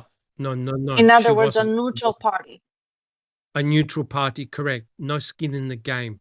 But the amazing thing is, on November the 8th, there were search dogs in that area. I had to stop pumping the tank or checking the tank because there were dogs, right? Because I think something to do with the smell of the septic, the sewage, etc., can affect the cadaver dogs. So they stopped. Jack 61. Yeah, I also just want to point out, if you read Officer Mignon's report, she seems to be very concise, detail-oriented, and wrote down everything that she could remember. There's no, I didn't get any bullshit or fluffed up other anything. No. She just reported what she saw. 100%. And she was obviously writing it down as she went because she has the exact times. That's right. Yeah, she put a running narrative. She put a running narrative, which is incredible. Gave her something to do while she's standing there. Yep. Can somebody remind me, how did it come about that she was even called from a different area, which is what, Brilliant? Who called her, and what does she actually do? I forgot that little detail. Just basically a supervisory role. Basically, they were calling officers from many different type of counties, many different type of law enforcement places to help. So they were basically saying, can you spare an officer to come down and help? And let me tell you, I think the average number of officers on the property per day was close to 200 officers per day. Susan. It's also interesting that before she arrived in the morning at the command post, she also did an overnight shift out there as like just standing guard, security. I think she had, I believe, if I recall correctly, she had a 16-hour day. Could have been. It could have been. Yeah. Yep. But the important thing, guys, is that Joanne Mignon is right there in situ. She can see the yards. She can see the movement of the dogs, right? But it gets even better. Neverly, would you like to continue reading, please? Sure. Oh, Craig Swalby in chat, welcome, Craig, says that Brillion is a town within Calumet County. So it's still Calumet County. Okay. All right. Thank you. Thank you, Craig. At 12:08 p.m., he did sink the pump hose and began pumping at 12:13 p.m. At 12:35, Blank advised his truck was full and he would need to leave and empty his truck. He stated he would be gone for approximately 1.5 hours. Blank did place the septic cover on at 12:38. Good girl. Look at all these detailed fantastic timeline. Fantastic. I did stay in the area of the tank. By Colburn. Yeah. Sorry, Nevin. Obviously not written by Colburn. I did stay in the area of the tank. While standing near the tank, I could observe Stephen Avery's yard and the yard adjacent to his. Behind Stephen Avery's garage was a mound area. On this mound area was a red dog house and a German Shepherd dog. This area, mound area, hold on just. That appeared to be a new layer of white gravel type rocks placed near a burned area. The burned area had what appeared to be burnt tires inside the pit and what appeared to be some type of burned vehicle seat near the pit. The German Shepherd appeared to be able to reach close to the pit. While I was waiting for blank to return, I did observe this German Shepherd attempting to defecate. The dog tried every few minutes but was unable to do so. I had observed the same behavior while blank was pumping the septic system at 12930A Avery Road. That's Bob's residence. That's Bob's residence. These yards are connected to no visual barrier between them. At 12:47 p.m., Officer Jason Jost of the Manitoba County Sheriff's Department did come to relieve me so I could use the restroom and have lunch. Jost stayed with the tank while I was gone. At 1:32 p.m., I returned and relieved Jost. While speaking with Jost, we discussed the burn pit and that it seemed odd to burn tires behind the residence. I advised him of what I had observed with the dog. He stated he felt someone should be notified and check this area. I stayed in the area so I could observe both the tank and the mound area. A short time later, Lieutenant Kelly Sipple of the Calumet County Sheriff's Department did arrive. He checked the area and did find what happened to be a bone of some type in the burned area of his mound. A member of the DCI team checked the burned area, took over the scene security, and began looking through this area. Wow. So Anne Mignon was definitely able to see the burn pit area. Susan. Again, no mention of a bone 8 feet south of the burn pit. Nothing. And that was at trial, was it not, Jack? Yes. That he testified that he first saw that bone 8 feet south of the pit. Oh, wait a minute. Jason Jost was never called to the trial. I could not find his testimony. Pre-trial, wasn't it, Doc? I have to double check. It was Sturdivant that mentioned the bone. Sturdivant. Yeah, I'll check pre-trial. I don't think he did testify at all, did he? I don't think Jason Jost testified at all. Huh. I could be wrong. Neither did Bushman. I can double check. I can double check that while you guys are talking. I will. Yes, please. But there are very few reports written by Jason Jost, right? So the important point of Anne Mignon's report is that, as Neville pointed out, it's very, very detailed, rich with information, time points, and she was in a position to observe the burn pit, and she stated that they had to stop pumping of the septic tanks because the search dogs went through. She never commented that the dogs made a beeline towards the burn pit. Now that is very unusual in itself, right, guys? And Neville, do you have a comment? Yes, I actually have a question, Dr. Silkman. So they pumped out the septic tank, and then this blind person said that, oh, I need to go and empty my tank, his truck. Correct. So how does that work? They were obviously looking for something, right? They were looking for body parts, basically. Okay. Being crushed, because there was this case. I remember it was in the US, in which they did exactly the same. They dismembered a person, and they put all the remains of the person down the shower. Yeah, the shower drain. I remember that too. And they found the body parts in the septic tank. That's why So they where emptied did the the septic tank.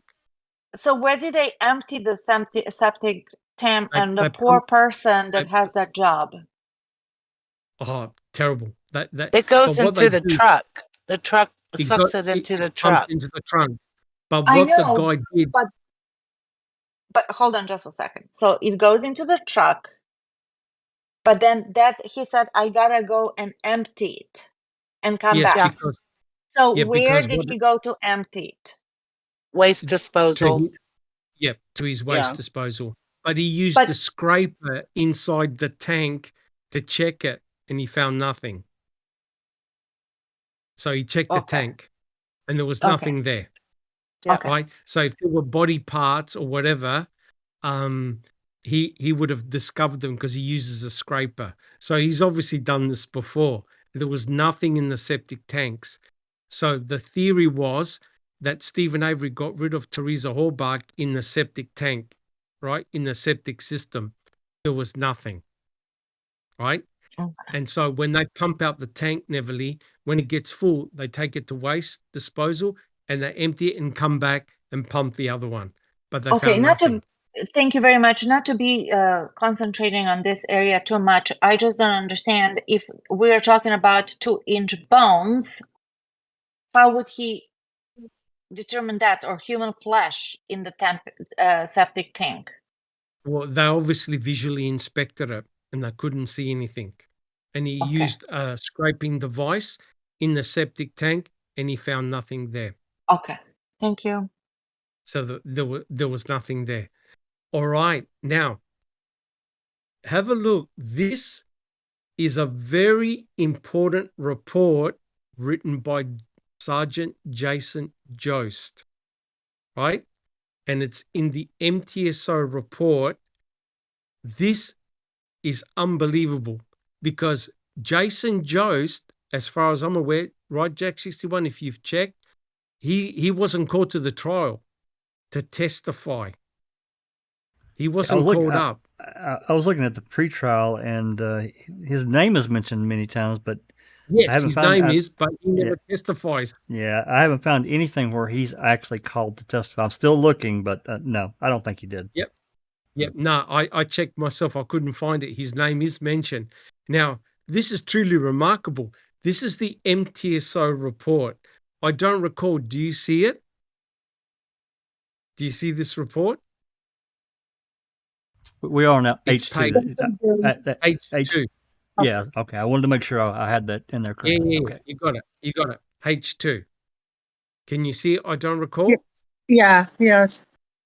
Can you Just read started. just, yep. Can you read just the first section, please? Okay. The first bit. I, Sergeant Jost, drove Unit 70 down to that property. I allowed Officer Joanne Mignon to take a break. Officer Mignon gave me the log sheet, and she then drove Unit 70 back to the command post area.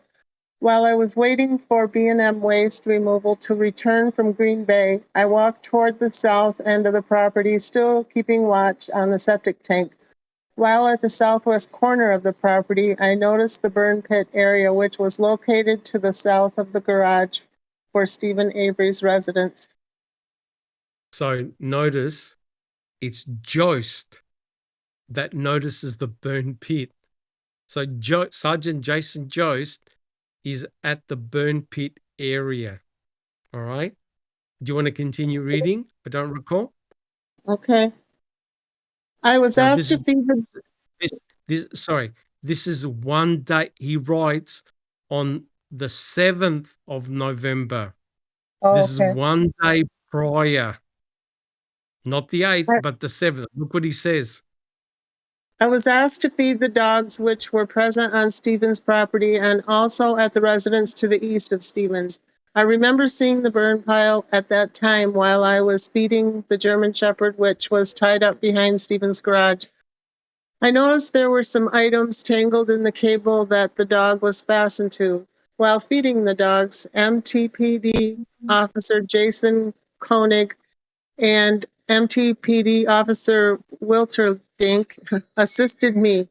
Due to the aggressiveness of the German Shepherd, I was unable to retrieve the 5-gallon pails which were placed next to the kennel, this being where the food and water are kept. We were able to keep the German Shepherd far enough away from us so that I could pour some food on the ground and also fill up the small water dish. All right. So he was there on the 7th. What did Jason Jost not report? What did he mention? He didn't mention the dogs coming through. He didn't mention but this is the 7th. This is the 7th. What didn't he mention? Any bones? No bones. Nope. But Not a word. notice what he said. He said that there were some items tied up in Bear's chain. So he must have been close enough to the burn pit. Do you agree? Because remember, he put food and water for the dogs. Absolutely. But what doesn't Jason Jost note? No bones. No bones. He's at the burn pit. He says, I remembered seeing the burn pile at that time while I was feeding the Yes. German Shepherd. Yes. Yeah. No So bones. he didn't see any bones. No Now- obvious bones. No obvious bones. And remember, where did they see the bones on November the 8th? On top. Right on top. Yeah. Of the burn pit. On top of the ash. He's there one day after Trooper Reese, and he never mentioned seeing bones in the ash. On top of the Caught. crust. On Caught. top of the Yeah. crust. On top of the crust. Jack 61. Caught. Right there. That's it. It's caught. Somebody moved those bones and poured them up on top of that crusty ash. And Now, if that's actually what was done, or again, it's all done on paper, one of the two. correct. Susan, do you have a comment? Nan's Life is saying it was Jost that asked if you got Avery in custody yet. No, that was Dennis Jacobs. not Jost. Dennis Jacobs. Jacobs. That was Dennis Jacobs. That's like literally half an hour after the RAV4 was found. But now this is going to blow your mind. Where was Jason Jost on November the 7th, and what team was he with? Does anyone know? Yeah. He was Yeah, at where Cuss was Road. Yep.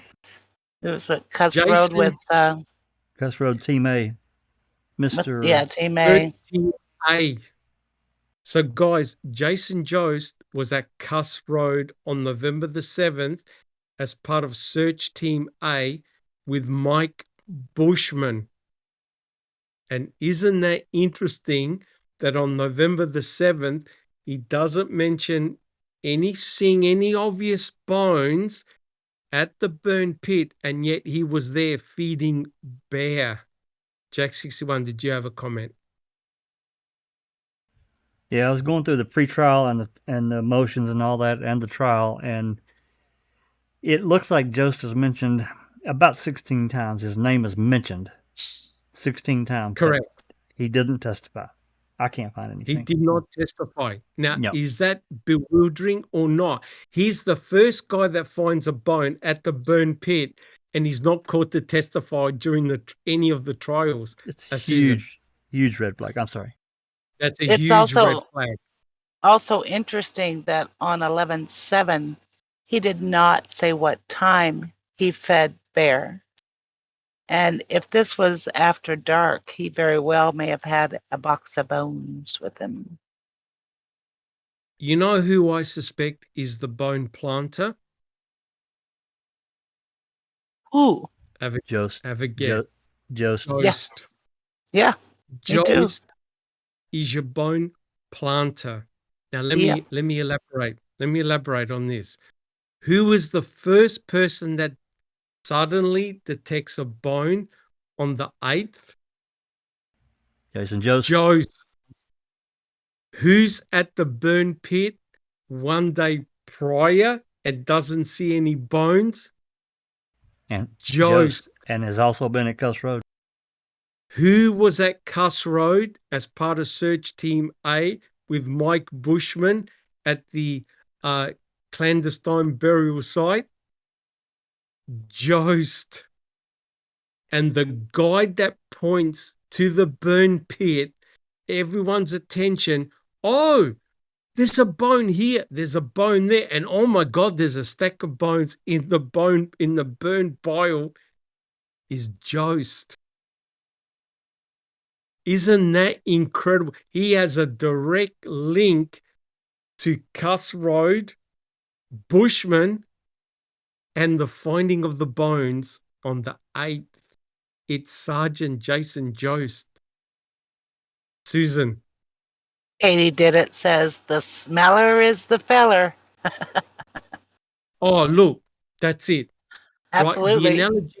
The analogy I was going to use is if you've ever been in a car with 2 kids in the back seat and someone does a fart and they point to the other person, oh, my sister did it. Oh, my little brother did it. They're the ones that did it, right? And isn't it remarkable that it was Jost that said, I think we better look at the burn pit. Now, wait a minute. You've got all these other officers prior to him and the search dogs that went through that area prior. No alerts, no barks, nothing. Then all of a sudden, Jost comes along on the scene and finds a bone and starts saying, I think we need to check the burn pit.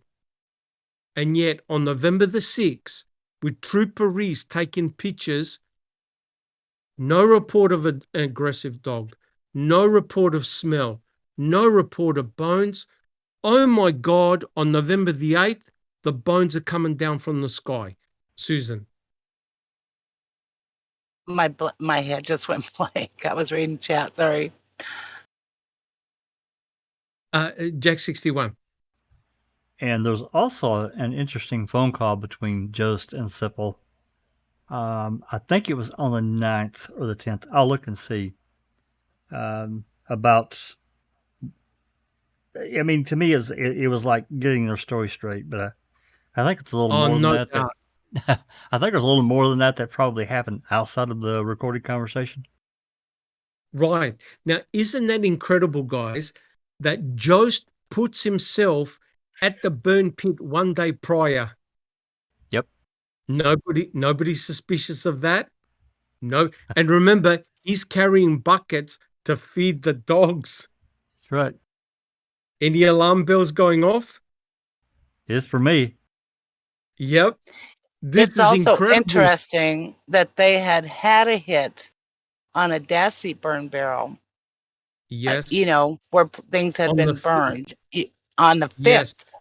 And you've got a burn area just adjacent to it, yards away on Stevens' property.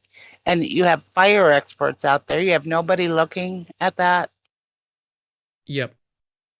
And don't forget the crime lab was there on the 5th as well. So This is really, really weird, right? Now, Jack 61, if we can have a look at the next slide, please. And Neville had to leave, unfortunately. Does everyone see H3?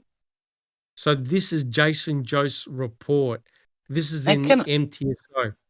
Can I just say Susan, that, yes, he's Manitowoc. Ronica's asking.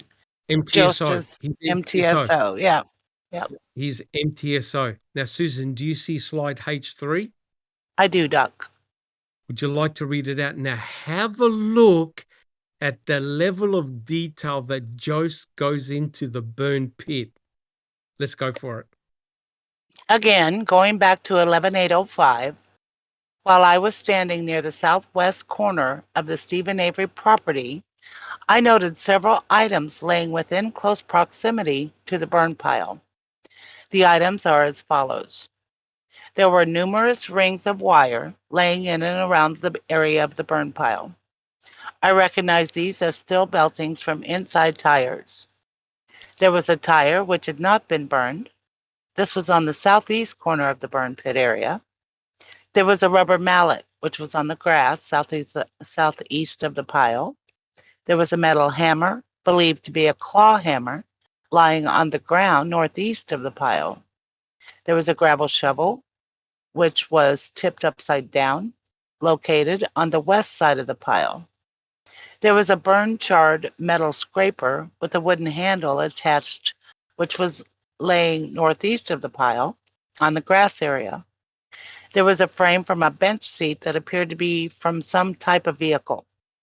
This was located in the grassy area southeast of the pile. The cloth or vinyl material which had been on the seat was burned off the frame.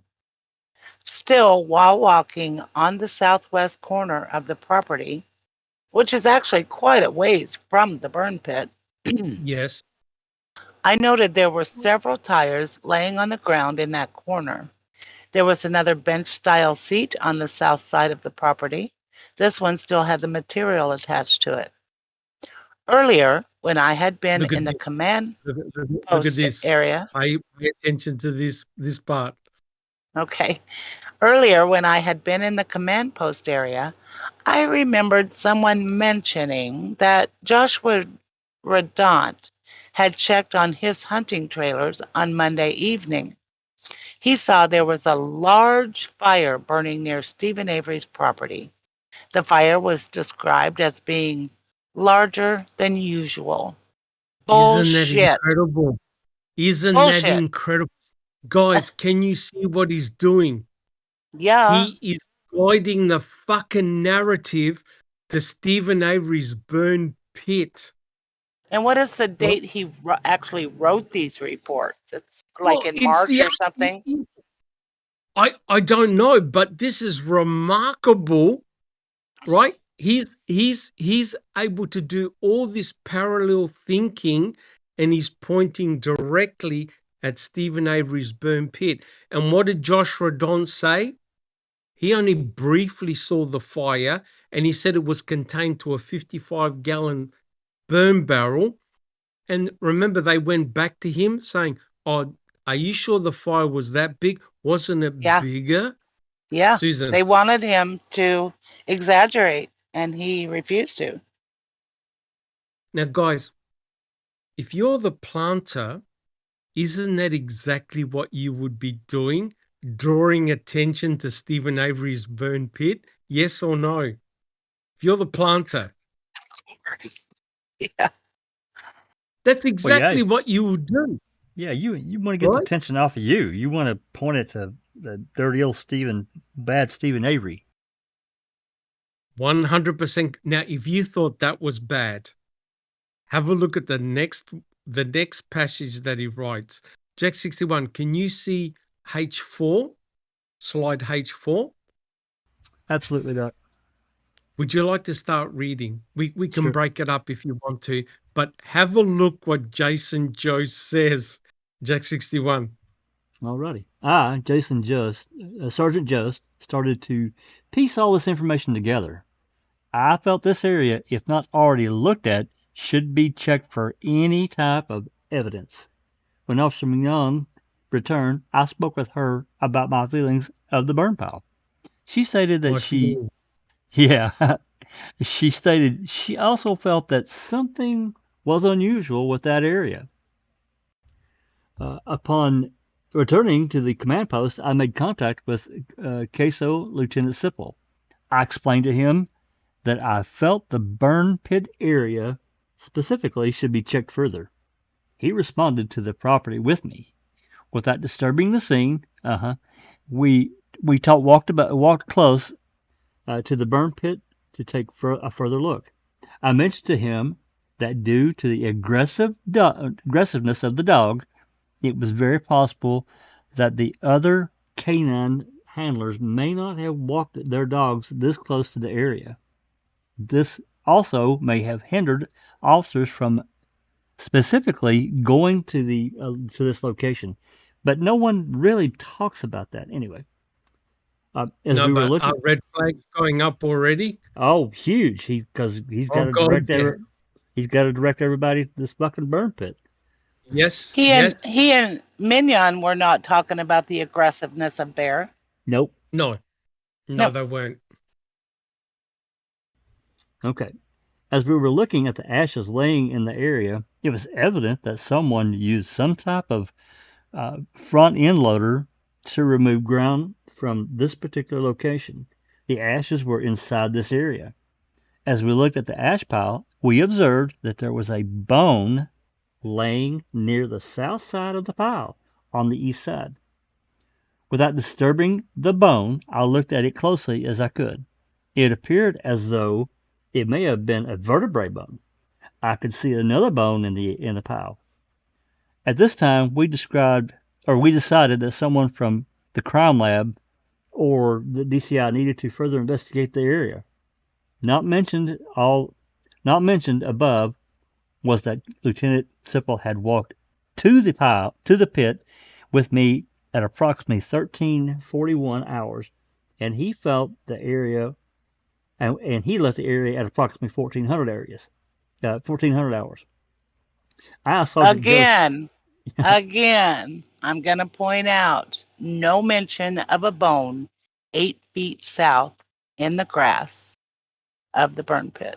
That's right. And no aggressive dog who allowed Sipple and Jost to get really close to the ash. Yeah, right? Even though he tried to throw shade on Bear just right above. But they Correct. can walk in there without a problem. Bullshit. That's correct. Okay, continuing. Sergeant Jost remained at the burn pit area. A short time later, I believe it was Tom Sturdivant from the DCI who walked over to the burn pit with one of his female partners, which we are sure is Deb Strauss. Utilizing a small twig that was present, Tom moved the bone mentioned above without touching it. It still appeared to be some type of vertebrae bone. He moved some of the steel belting wires, which were located on the east side of the burn pile, and found there appeared to be several other items which appeared to be human, or appeared to be bones. There's meant to be bones. Yes, but yeah, it's supposed to be bones. Yeah, he I misspelled think that's a it. typo. Yeah. Yeah. Yeah. One piece appeared to be in the shape of the part of a skull. Skull. Wow. Yeah. Oh Now- my God. Now we got Oh vertebrae. my God. We got vertebrae. We've got skull skull. fragments. Oh my God. Now, no cadaver dog hits, right? The cadaver dogs were in that area. Jason Jost is describing spinal column, skull fragments. Unbelievable. And yet Bear is allowing them to get really, really close. And notice how detailed Jost's report is. Oh He yeah. describes everything in great detail, which is incredible. Jack 61. Well, yeah. Still there with this aggressive German Shepherd, and he just doesn't give a shit. He just lets them do whatever. And to point out also, Sturdivant, he's saying Sturdivant's the one that fucked with the scene. And Sturdivant definitely would know better. It's such a contrived story to me. Anyway, all right, I'll finish this up. Based on this information, I returned to the command post to speak with the crime lab. Members of the crime lab responded to the scene. Yeah, but it was quite a bit of time after the fact that you located. 1.5 hours. 1.5 hours. There you go. 90 minutes later. Using their sifting equipment, they sifted through the majority of the burn pile. They located numerous bones and teeth, bullshit, which were present in among the ashes. Those items were later given to Queso for processing. No further details to add. You see how he says they sifted? Yep. They located? Mm-hmm. Yeah. Yep. 100% correct. So I'm telling you, Jason Jost, Sergeant Jason, I'm not saying he did, but he was in the perfect position 1 day prior to November the 8th to have planted the bones in a bucket, to have dropped them in and walked away. Guys, do you agree? Nan's Life is asking if you can play the Jost Sipple call. It's about 3 minutes. Do we have that? Absolutely, I have that isolated. Yeah, I can play it if you You guys got want. it? I do. Yeah, I yeah. can. Let's Take go me for about it. take me about 20 seconds here to get it loaded. Yep. Give me a minute. Yep. No hassles. So There, I just want to. I want to also add there was a call prior to that between shit. Hold on. Shatter?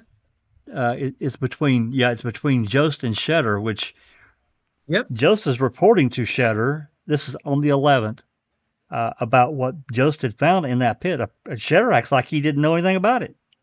So this is 3 Right. days later. Well, 2 days later at least. No, 3 days because that was the 8th. So 9th, 10th, 11th. 3 days later, Yep. Shetter's acting like he doesn't know that Jost had found all this shit. That Okay. seems. How can that be possible? That's his superior. Yep.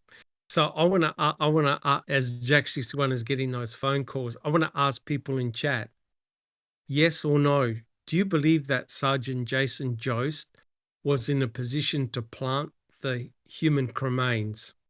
Keeping in mind that on November the 7th, he was part of Search Team A, and Search Team A had Bushmen, and they were at Cuss Road. So, in chat, a yes or no if you believe that Jason Jost could have been the planter of the human cremains. I don't recall. Do you think that's possible? Jason Jost being the planter of the I human do. cremains? I do think it's possible. Yep. Interesting. Susan, what about yourself? I will also point out that Barb came and fed the dogs on Yes. on the 6th and on the 8th. She did not do it on the 7th, but she did it. It was after dark that they got there. Okay. So I'm thinking Jost probably fed him after dark, possibly. That would have been a prime time to plant those bones. Yep, correct. In a bucket. No one. All he had to say was, if anyone questioned him, was, "Oh, this is dog feed." Yeah. Right. And I think it was Uriz that found a picture that showed a whole bucket full of dog food, which is very, very interesting. Yep, that's right. X61. Yeah, I've got the call queued up, so. Okay, let's go for it. We have to mute. Yep, you have to mute and unmute YouTube to hear the call. About a 3-minute call. Okay, here we go.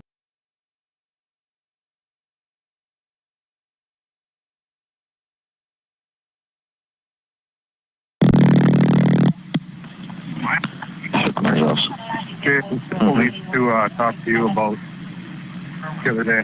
What's that? Simple needs to talk to you. He's right here. I was going to stop up there unless, well, that's fine. Put him on the phone. No, that's fine. He said he'll stop there if you want. You want to talk to him? Yeah. And tell Church 61 sitting up here because 45 was having problems, so Charlie brought that back. Okay, I'll let him know. You might have to take a different car or bring a different one up here, switch it, whatever you got to do. If you want to come up, that's fine. Here. How's it? Hey, good. And yourself? Not too bad. Yeah, I heard Mr. Sergeant Orth told me he wanted to talk to me about some times. Yeah, we just need to clarify, because I walked out of there before you did. Mm-hmm. And did you help them excavate it all? Yes. Okay. You know, I'll need you to do up a report on that. Because the arson investigator wants a report from everybody who basically touched upon it, more or less. So, you know, from the time that me and you walked in, you know, and you pointed out that you saw that other piece, and then you pointed out that piece to me of the vertebrae. Mm-hmm. And then we stepped back. Those two DPI agents came in, the female and the male. Mm-hmm. I don't know their names. I know the male is Tom Sturdivant. I don't know the female's name. Well, the female really didn't have much to do with it. Tom stayed there. Okay. At one point I left and he stayed there because I needed to, you know, use the bathroom and everything else. Okay. So he stayed there the whole time. Then I came back with the crime lab.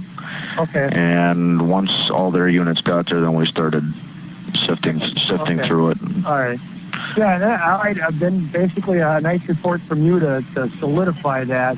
If you want to know who who was all in there basically and the times that they were in there. So just put something together on paper and attach it to your incident report, and we'll file it that way then. Would you happen to have the log from when that septic tank was pumped? I don't remember which one of your officers was there. Oh, that was the Brilliant officer. Was that Brilliant? Okay. Yeah. You got here one? Because otherwise I'll stop up there and I just want to look at a couple times on there because I had relieved her for a short time. Then when she came back, that's when I decided to come and talk to you about that.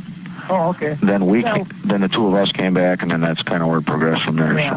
All right, why don't you stop out then? I'll do that.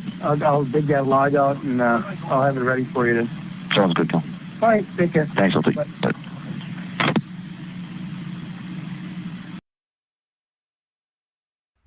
So right there, he said it. He went and met with Sipple right there at the end of the call. He said, "I'll stop up." Holy shit. That's right. But do you realize that he wasn't going to write a report until he was asked to do it to clarify what had taken place? And he also admitted on this call that he helped sift, but in his report, he blamed it on the crime lab. Yep, they. Yep. So he wasn't going to report a damn thing until his superior asked him to write the report. That's right. Oh now, my God. Do you have the Shedder call also? I do, if you guys want to listen to it. Yeah, let's go for it. Okay, same deal. This is only a 2-minute call, so it won't take long. That's the 11th as well. This is the 11th. This is a few hours. That other call is at this is at 4:47. This is earlier. This call is at I think it's 9:22, so 4 or 5 hours later or whatever. So, all right, you guys are gonna have to mute and unmute YouTube. Here we go. Damn it.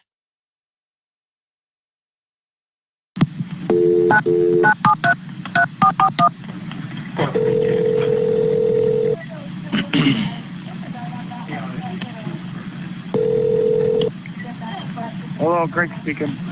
Yeah, it's Jason. Yeah. What number is Kelly at, the lieutenant there? Todd, I think it's still out there. I don't know what that command post number is. Because he wanted to talk to me, I guess, about some of that stuff that I found. What stuff? Oh, in the fire pit? Yep. I thought DI agent or... you're the one that found it?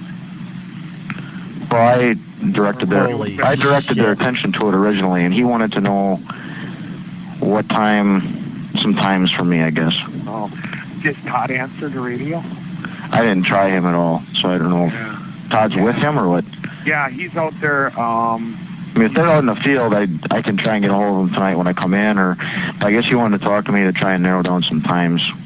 Yeah, try Todd on the radio. Okay. He's right there by the command post, and then from there, if I'm sure Kelly will be there all night because Brett was there last night. He did night shift duty last night. So I would say that... Kelly's the guy with the mustache. Yeah. Mustache, a little bigger guy, a little pudgier. Yep. So, yeah, I'll always stop in there, and I'm sure he'll be there tonight, too. But Todd's out there right now. I'll see if he give me a call. All right. Okay, very good. Thanks. Sounds good. Bye.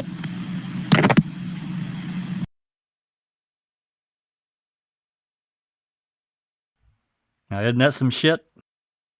Bloody hell. So you can tell that Jost didn't want anything to do with it after, see what he said? I drew their attention to it. Yeah. Yep. None. Oh my God. Guys, He's guilty. Is it possible that we've In just my found opinion. the fucking planter of the bones? Susan. Yes. It's possible, Doc. Oh my Very. God. Because you could tell he almost is trying to be at arm's length to the discovery of the burn. He goes, I just drew their attention at it. And now his superiors are asking, well, What time did you do it? What did you find? Where's Did the you report? help? Did you Did help you do help? it? Mm-hmm. Oh dear. And he's trying Yeah, to say they did nothing until the crime lab got there. Yeah. That's yeah, which is bullshit. bullshit. That it? Which Yeah. is That is bullshit. total bullshit. Yep. That's truly remarkable. Jack 61, do you have a comment? No, but I'm basically just echoing what you guys are saying. That's complete bullshit. Yep. I think Jason Jost got caught. He got caught. And the photograph of November the 6th proves that what Jason Jost said is rubbish because there are no bones there. There are no bones on the grass. There are no bones in the ash. And all of a sudden, after Jason Jost goes there on the 7th, it's Jason Jost that points a finger at the burn pit and says, "Oh, I think we need to investigate the burn pit." Jack 61. Yeah, the photographic evidence proves he got caught. No doubt about it. That's unbelievable. Susan, do you have a comment? No. Am I unmuted? Sorry. Yep. All right. So, guys, I reckon we do a few. Like I said, I don't want to rush this. There's so much important stuff here. Jack 61, are we able to look at the next slide, please? Right? So now we've had a look at the reports, right? What about the dog handlers? What did they write, right? Because this is slide I. Now, one of the most frustrating parts of this entire investigation is a lack of information from the dog handlers in the trials. Jack 61, Susan, I don't recall, would you agree? There's hardly anything about the dogs in the trials. Almost There's nothing. only a little bit about yeah. Brutus. Yeah. There's Nothing, only a yeah. little bit about Brutus, and that's it. There's hardly anything. So if we have a look at Julie Kramer, she's the dog handler of Brutus. Now, we know that she said during the trial that they only got as far as the propane tank because they heard a bear barking and they stopped, right? They didn't go any further. This is November the 5th, right? But Julie Kramer did write a report, right? And oh yeah, she was there on November the 8th, right? This is the day where Jason Jost finds the first bone in the burn pit and on the grass. Now, are we able to look at the next slide, J1, right? Have you got that one, Jack 61? So this is the report written by Julie Kramer, who is the dog handler of Brutus. Susan, do you see J1? I'm looking at H5 right now. Am I behind? Yeah, a little bit. Yeah. Oh, I yeah. think Jack Hang on. 1 has got J1. Do you see it? There it is. Yes. Okay.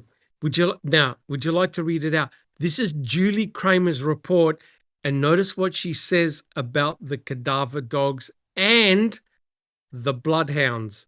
Let's go for it, guys. On November 8th, Julie Kramer with Canine Brutus and Canine Trace and Grace Psalm with Canine Cody responded to the scene, arriving at noon. We were dispatched to the Mile property on County Highway Q, just outside the village of Larrabee, to check some ponds and a hunting club location. The two canine teams divided the area and worked a grid pattern, checking ponds, buildings, and wooded areas with no alerts reported. Canine Brutus was then sent to check the berm just west of Stephen Avery's property. There was a report of a suspicious-looking pile of disturbed earth. Brutus showed no interest in that pile, but did alert on a pile of brush and trash just west of the Avery residence. So Brutus was there. Yep. Brutus was there. alert number 13, and was very excited along the edge of the berm. This excitement continued as we proceeded south along this ridge, and he carefully checked brushy areas west of the Avery yard and along the edge of the salvage yard. His behavior was noted by law enforcement personnel in the area, who indicated that man-trailing bloodhounds had also been interested in the same area. Okay. Sorry, Susan, to interrupt. That's okay. This is critical. Guys, we've got hits by a cadaver dog and hits by a scent dog on a berm near Stephen Avery's property. A berm. So both cadaver dogs and scent dogs were there. Susan. I was listening this morning to the interview done in Crivets with Stephen on the 6th. And he was talking about the lights that he saw while they were going to Menards. Yes. And he said the lights appeared to be behind his trailer, which is where the berm is. And I only realized today that berm, if you go south, you can drive on that berm. And if you go south from Stephen's trailer, that berm slopes down, and you can get into the pit that way. Yes. I didn't realize that before. Yes, and that's where the dogs had a lot of activity. Yes. Not the burn pit, but the berm. Yep. Right? You've got cadaver dogs that detect human decomposition, and you've got scent dogs that were scented for Teresa Hallbark, both exhibiting excitement and alerts on the berm. And the berm is the boundary between the Avery salvage yard and the gravel pit Radon's property, Jack 61. Yeah, they're off the property that they were showing this interest, which is, I think, really important. We can't miss that. Right, but notice, she never said there were hits on Stephen Avery's burn pit. Nope. Okay, that's the important point, guys. This is Julie Kramer writing a report saying, oh, yeah, the dogs were there. Mignon said the dogs were there. Other officers says the search dogs were there. Julie Kramer said not only the cadaver dogs, but the scent dogs were there in the area. They didn't hit on Stephen Avery's burn pit. They showed excitement on the burn area.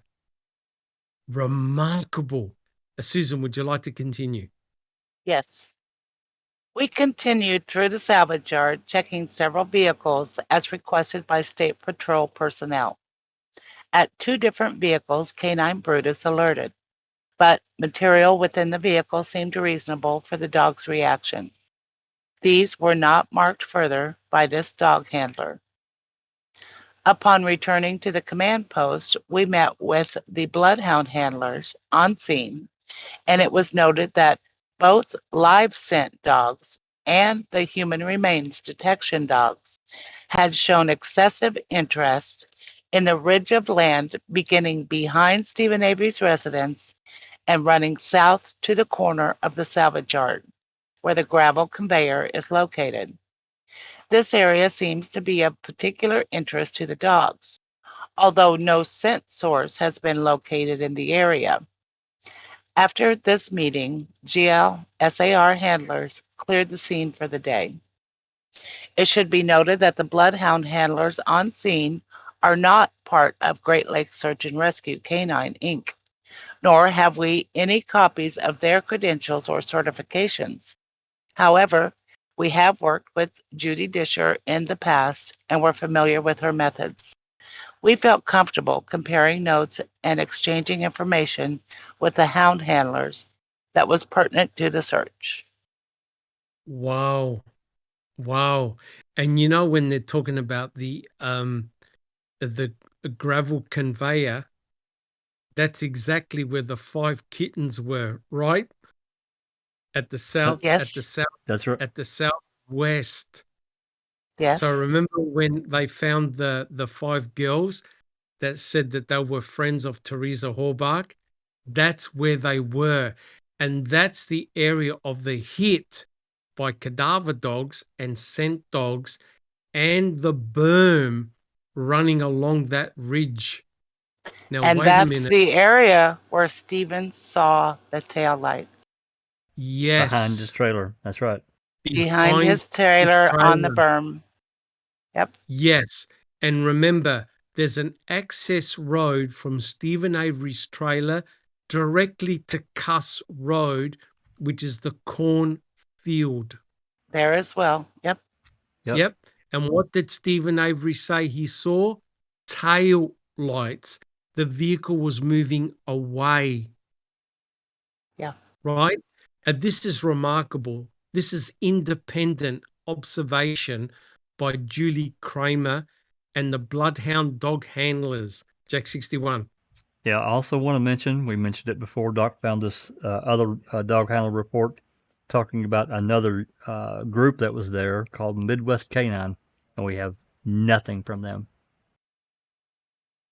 I don't know if Correct. they were I don't know if they were cadaver dogs or scent trailing dogs, bloodhounds. I'm not sure, but I would sure like to have anything that they recorded.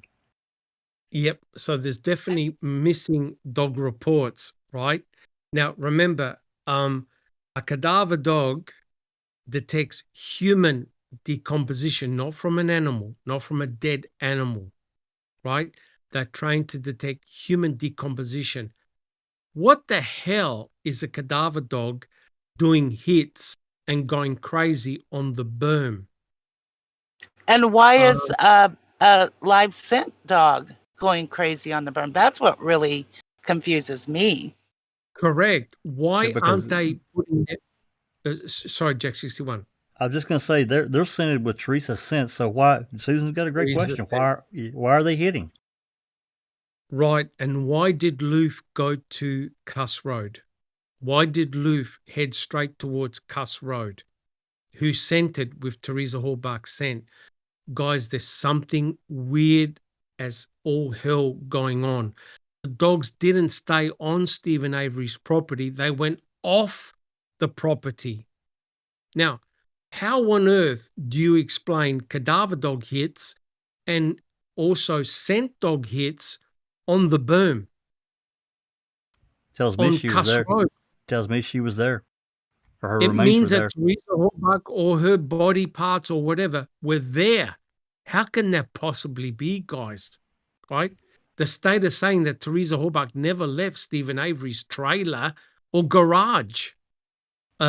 Jack 61. Yeah, and if we refer back to the unfiled disturbed earth search warrant, Yes. Uyghur indicates in, I think it's number 16, that in his experience, because the dog hit on that spot of disturbed earth, that somebody had been in there, basically a dead person had been in there. Again, I mean no disrespect to the hall box or anyone. I'm just pointing out what he indicated in a sworn affidavit. Correct. I'm trying to imagine a scenario where Teresa is still alive on that berm. And I'm just shaking my head. Or she's been handled by someone that's left the scent. I don't know if they would hit like that. I'm not sure. Thing is, look, I saw that this YouTuber, I don't know if you guys have seen it, where he tried to trick a scent dog by spreading his scent on other people, and the dog ignored everybody else and went directly to him. Right? So he tried to trick the bloodhound in all these different ways. But the bloodhound always tracked to him. But guys, if he hadn't been there, Doc, if he had completely left the scene and had put his scent on somebody else, would that dog have gone there? You see what I'm saying? Yeah, but Like the thing is, he's the greatest source of the scent. So what the dog does, it may detect some of his scent, but the concentration is higher where he is, and the dog tracked to him, despite the fact that he tried to trick the dog. And remember, the dogs work hand in hand with their trainers. But if you don't have the live body, if it's not there, but the scent is, her scent is on something else, you know, would would they detect that? Is what, would they alert like they did? Well, Because they might. otherwise, Teresa would have had to have been on that berm alive, correct? Yeah, well, either her body part, or her possessions may have been there or burnt there. Something of Teresa Horbach had to be there.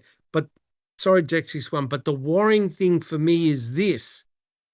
You've got two different categories of dogs hitting on the same location: cadaver and scent.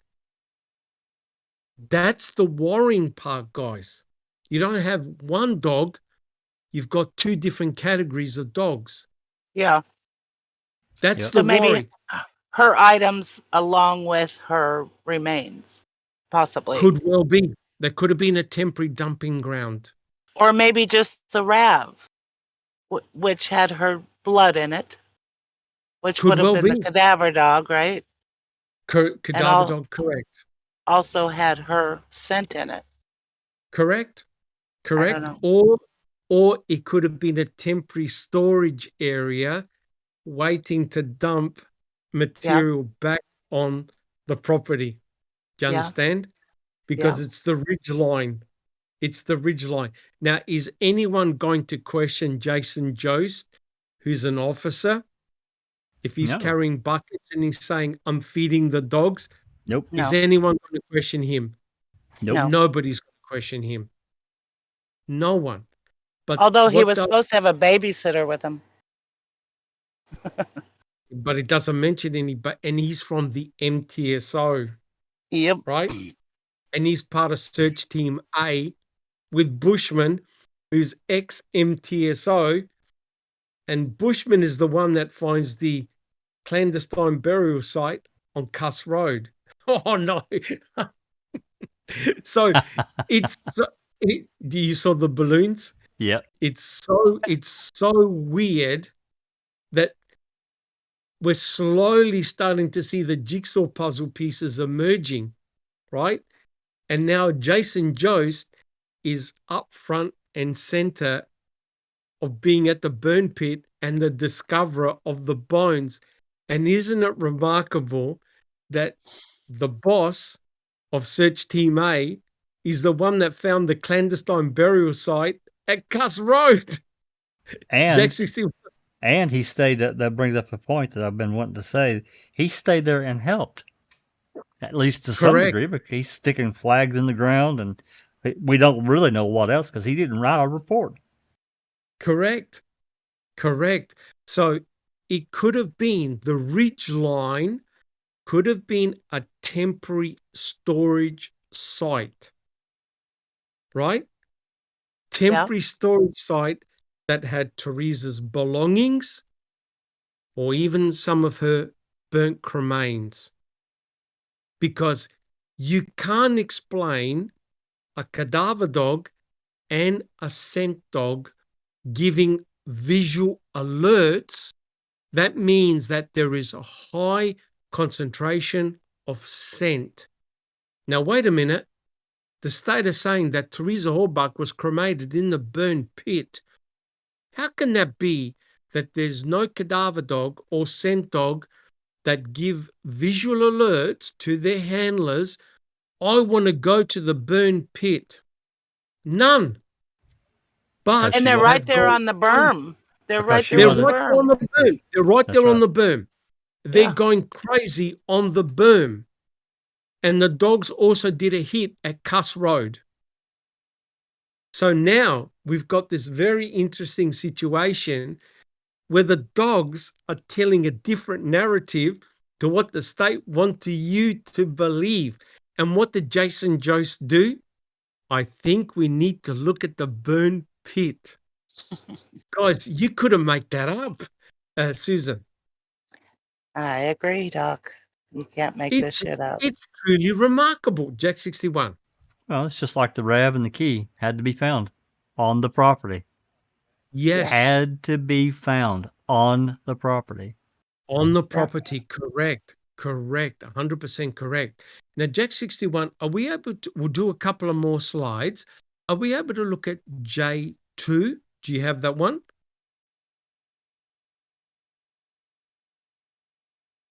J2. So we looked at Julie Kramer's report, but guys, there was another dog handler there, right?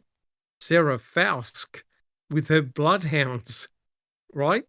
And what Lou found and other scent dogs are crucial. Jack 61, do you have J2? We'll just wait for that to come It up. should be up. It's up on my screen, Doc. It's been up. You must be running lagging. I could be lagging. Yeah, it's up. It's up. Oh, beautiful, beautiful. Yeah, my I think I must have hit my iPad too much. All right. So this is this is Sarah Fausk with her beautiful bloodhound Loof, right? Now, she wrote a report as well about what Loof did and other bloodhounds. And if we have a look at J3, we can quickly go through J3. So Sarah Fausk was definitely there on November the 8th as well. And she basically wrote a report of what she observed Loof doing.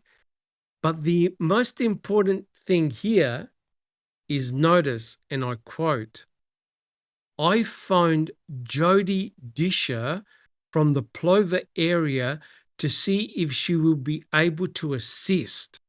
Jody stated that she'll be en route with an expected arrival time before noon. So she called another dog handler with a scent dog, right? And I don't recall, do you see the slide, J3, sorry? Yes. Do you see where it says track 6? Well, okay, now. Do you see now track I do. 6? Are you able to read that please? This is Sarah Fausk with Loof. If you can read that out. Track 6, 8:56 a.m., 53 degrees, wind 0 to 6 from the south-southeast. Rerun of track 3 not being interrupted if Canine Loof went to cul-de-sac at Cuss Road. Shall I continue? Yes, please. Canine Loof was presented and a perimeter scent inventory was done prior to the ban on the road to the Avery property. Canine Loof was harnessed, given the scent from the tennis shoe, and given the fine command. Immediately, Canine Loof worked around the van, going to the garage. Canine Loof had interest in the service door and ran her nose along the bottom of the overhead door. Canine Loof again attempted to go around the garage to the southwest side, but was stopped by a German Shepherd. Canine Loof again hit the white south door on of the trailer and continued to walk around the perimeter of the house. Once on the south side of the trailer, Canine Loof attempted to go east in the area of the garage.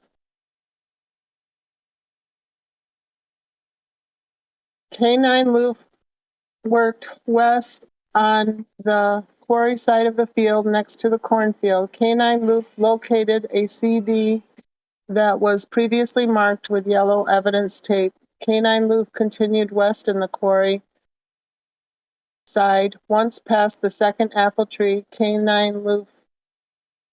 I can't see the rest of it. Okay. Can you see it now?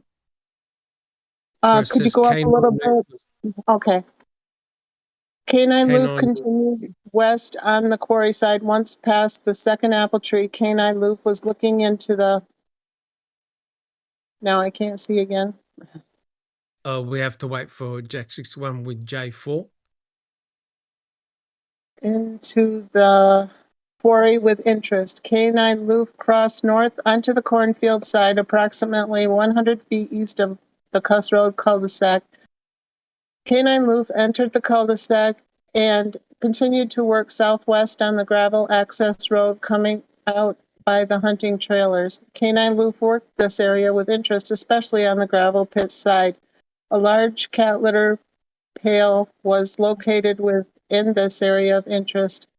Canine Loof worked down into the quarry going northeast, indicating on a body of water by going in the water 2 times. Canine Loof exited the water and immediately worked east up to a berm dividing the Avery property and the quarry.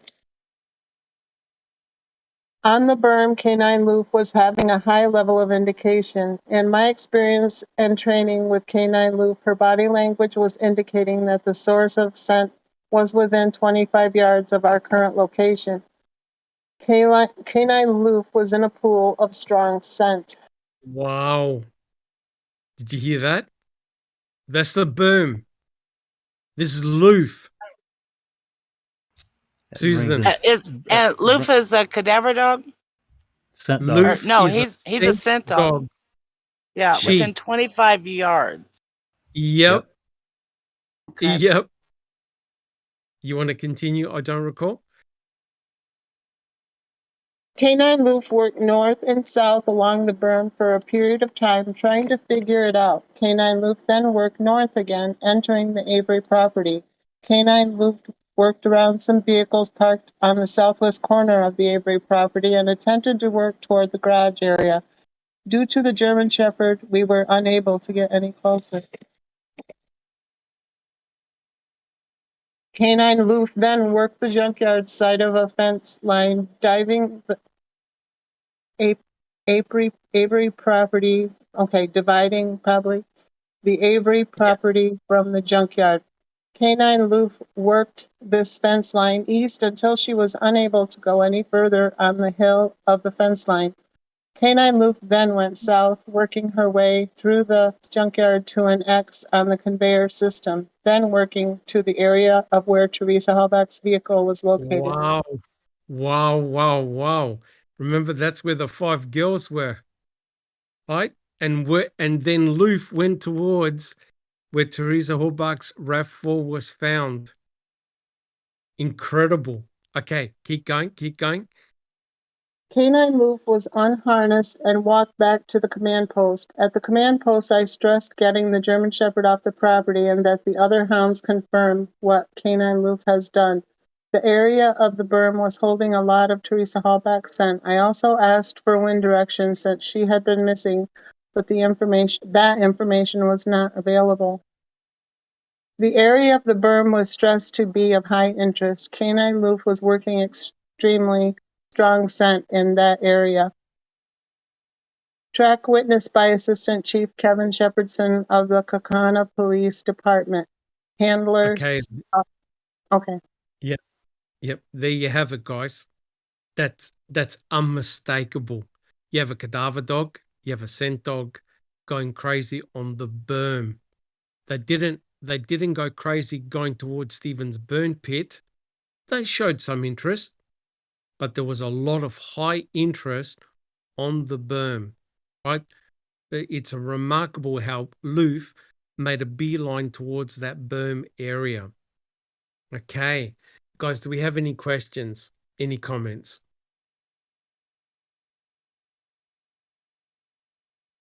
Sure is Susan. interesting. That berm sure is interesting, isn't it? Yeah, it really, really is. And don't worry, later on, when we go into finer detail of what the dogs found, we'll show up the map will show up the areas of interest. Well, look, guys, I reckon, Jack 61. I'm just trying to work out in my head how her scent got there, both a live scent and from a biological standpoint, a cadaver scent. What You and happened? me both, Correct. Jack. You and me both. Both. Hey, Was she running from someone at Cuss Road, ran along that berm, whoever it was caught up to her, killed her right there, ooh, and then good thought. in haste drug her back to Cuss Road, made that temporary burial site for whatever later Possibility. plans. I don't know. I'm just Well, trying to think in my head how that could have possibly happened. well, Jack, don't forget. Veronica wants to know if you have a picture of a berm somewhere. Yeah, probably. We actually do. It's one of the later slides. I promise we will put it Okay, up when we awesome. go into the dog tracks into greater detail. This is only we're really still focused at the burn pit. But my point is this: the dogs are showing attention off the Avery salvage yard, not on it. That's the point. And this is something that Kratz, Fassbender, Wiegert did not want to talk about, Jack 61. Hell no, they didn't. They spent far more time off of the property than they did on it. Because remember, they did their grid out in the junkyard and, gave some Correct. indications here and there, but there were wrecked cars out there. So there's bound to be some blood in those cars. So not really anything unusual, but this high interest in the berm and then the eventual tracking over to Cuss Road. That's really Correct. interesting. And hell no, Correct. they didn't want Correct. they didn't want that at pre-trial or trial. No way. Correct. That's why. Sorry, Susan. I just wanted to say this is prior to Jost relieving Minion for lunch. These That's dogs. correct. Yeah, That's correct. if That was he done planted the bones then. Yeah, that was done in the morning Yeah. on November the 8th by Loof. Yep. Yep. Right? But don't worry, we'll look at the dog tracks in greater detail. Now, guys, are you happy that we stopped the podcast here? There's a lot to cover and I don't want to rush it. Is everyone happy? That's fine with me, Doc. Or you want to stop? That's good with me. Yep. Is that okay? So, when we come back next week, we'll continue, but we'll have a look at what another bloodhound found by the name of Raz. Now, remember Faust called up her friend Jody Disher, right? And so the cadaver dog, this is another scent dog who independently found the same thing as what Loof did, right? So the scent dog was scented, I think from the insole of the shoe of Teresa Horbach, and basically found the same things as what Loof did. So it's an independent findings. So it's remarkable, guys. I'm telling you, the dogs are telling a different story to what the investigators are. And what is very frustrating is that a lot of this material about the dogs is not present at all in the trial testimonies. There's very little information about the dogs. There's only a little bit about what Brutus found, the hit on Teresa Horbach's car, the hit on the burn barrels, Yeah, and going inside Stephen Avery's trailer, and no hit inside Stephen Avery's master bedroom, but a hit inside the bathroom area, laundry area. And that's basically it. nothing about the berm. Nothing about the berm. Nothing about the berm, nothing about Cuss Road, nothing about the bloodhounds. In fact, Sarah Faust is not even in the trial. Her report is not even discussed in the trial. So it's remarkable that we're deep diving into what the dogs have shown or haven't shown, and it's remarkable, guys. Instead of the burn pit being the hive of activity, it's around the property where the dogs are hitting, and there's a berm that separates Stephen's property where Stephen lives and the quarry, and then there's the access road directly to Cuss Road. So somehow you've got cadaver dogs and you've got scent dogs all showing hyperactivity on the berm. And remember, guys, we mustn't forget that with Teresa's RAV4, on the back door, on the inside, is Teresa Hallbuck's blood. So she was attacked, right? And Jack 61 will mention the blunt and bloody object that allegedly was meant to be in the back of the RAV that's disappeared. So was Teresa Hallbuck attacked and somehow either tried to run away and then was restrained, temporarily placed on Cuss Road as a temporary burial site? We don't know. But what is incredibly suspicious is Jason Jost.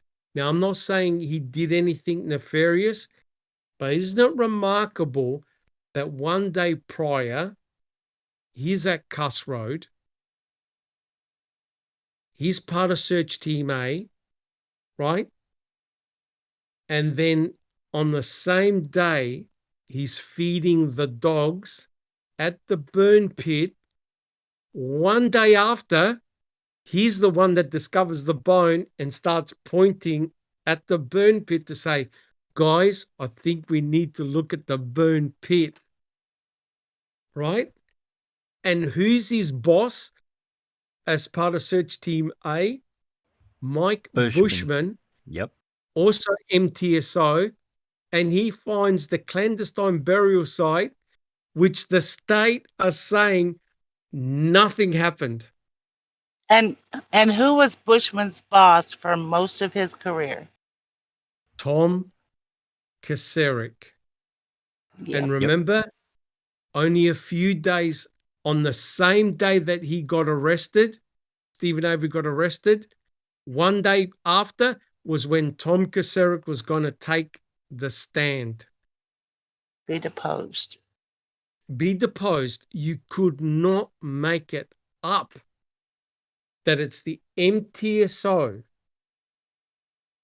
Mike Bushman, that finds the clandestine burial site, MTSO that finds the key, MTSO that finds the very first bone near the burn pit. And MTSO should have nothing to do with anything. And what did Peterson ensure? That Deborah Kakich the coroner, never stepped foot on the Avery salvage yard. And what does John Erdl say about the burn site?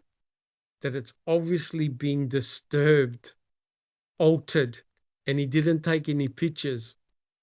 Guys, I think he's trying to say something here, right, Jack 61? You damn right he's saying it. You guys moved some shit around. I'm not photographing that because that's not the way it was. You moved it. You've altered it. Correct. Well, look, guys, we'll put an end to the podcast now. I know we've gone for a few hours. I don't want to rush it because there's a lot of interesting stuff. Now, what's coming up next week, we're going to look at what Jody Dish's dog found, Raz. And then we're going to go deep diving into Tom Sturdivant, who was there with Jason Jost. We're then going to look at John Erdl. And then one of the most important people is Rodney Pevito. And oh my God, what he says and what he finds, and then we dovetail back into the burn pit, is just going to blow your mind. It really, really is. Well, look, guys, if you've enjoyed the podcast, please subscribe if you haven't subscribed. Give us a thumbs up if you've enjoyed the podcast. And, leave suggestions if there's any other areas that you would like to look into, for us to look into. And like I said before at the start of the podcast, please share our podcast. That'll be awesome. The more people that can watch them, the better. Look, thank you so much, guys. But I'd like to go quickly around the panel. Let us know what you've been up to. Jack 61. Yeah, before we actually close out, Doc, I just have a thought and a question without going back and reading the MTSO report, summary report. So Jost admits that he's feeding the dog on the 7th and apparently the 8th. So how many days back? Because they took over the property on the morning of the 5th. So was he the one that was actually around Bear days before? And because that would be interesting too, because if he's been around there prior days as well, and he doesn't see anything or say shit about it, what the hell? Correct. So, but what is interesting, Jack 61, is the lack of information and reports from Jost. yes, complete lack. They And didn't do we give have a report? Do we have Go a ahead. report from Mike Bushman? No, Was Mike Bushman and Jost called up to testify? no, hell no. And did they find important things? Hugely important things. And now this brings in Stephen Avery's burn barrel with the burnt electronics that was found on the same day that Jost was feeding Bear. Shit. You just can't make this shit up, man. I'm telling you, you And just can't make it. And where was Stephen Avery's burn barrel? Very close to the van. Yep. And close to the burn pit. Who That's was right. it that found the stuff in the barrel, in Stephen's burn barrel? Siders. And guess who Siders was part of? Who? Search Team A. Search Team A. Sure was. Search Team A. So Is he MTSO? He is MTSO. I think he is. Oh, for fuck's sake. So notice how a small core group of MTSO officers are at the clandestine burial site, find the burnt electronics in Stephen Avery's burn barrel, find the first bone in the burn pit, and the key. Yep, everything except the route. MTSO. That was everything except the setup from with the help of Power God. Oh. Correct. And remember, they wanted to ensure that there was no relationship between law enforcement and Pam of God. Oh, hell no. Right? So right. You can now start to see how this whole thing panned out. MTSO had a hand in everything, and they were not meant to even be there. And don't forget, it was Colburn with his camera that was at Cuss Road as well. And I believe he even took pictures of the burn pit on a later time. Right, Jack 61. So he was there as well. And they took ground photos at Cuss Road that we still can't get. Correct. So Jack 61, do you have any more comments? No, not about that. Great podcast. Really, really interesting connections, I think, made. And Sorry, Jack. They took Bear on the 9th, not the 8th, the 9th. So Bear, listen to this. So Bear was there the whole period that they sifted the burn pit. Yes. That's right. Bear was there. Yeah. And that Bear obviously never attacked the guys. Got bit. No one got bit. While they were sifting the burn pit, Bear was still there. He got taken away by the 2 vets on the 9th. And it took them 7 minutes to remove Bear. They were there for just minutes and gone. Minutes. Correct. Vicious Sorry. dog. No. Why the hell would you sift versus excavate? Oh, there's a reason. There's Yeah. there's a reason. We'll do Oh, that yeah. next week. Sorry, Jack Yeah. 61. No, that's okay. No, I just question about Jost's activities prior to the 7th because I think it's really important. So yeah, great podcast. Coming up for tomorrow for the open mic. Of course, last week we dove into Brendan and the oral arguments, which was really difficult. Oh, yeah. That was really hard. Terrible. Yeah. And we're going to do, as I said before, we're going to do the en banc hearing more towards the September timeframe as an anniversary kind of thing. Coming up for tomorrow for the open mic, we're going to go back to miscellaneous calls from MTSO that we got last year. There may be a few others, but I don't think so. I think we'll just stay focused on what we got last year. Some of these are, they're longer range calls over uh, a day, or it even could be the entire week that didn't really fit the narrative of what we did before. So 5 o'clock tomorrow Central. Hopefully folks can join us. Thanks everybody in the live chat for coming. Great conversation and a really interesting topic. Yes, thank you so much, Jack 61. Wow, thank you, under your scars. Wow. Oh, fantastic. Thank you so much. Very nice. Awesome. Thank you so much. Much appreciated. Thank you. I don't recall. How about yourself? How are you coming along?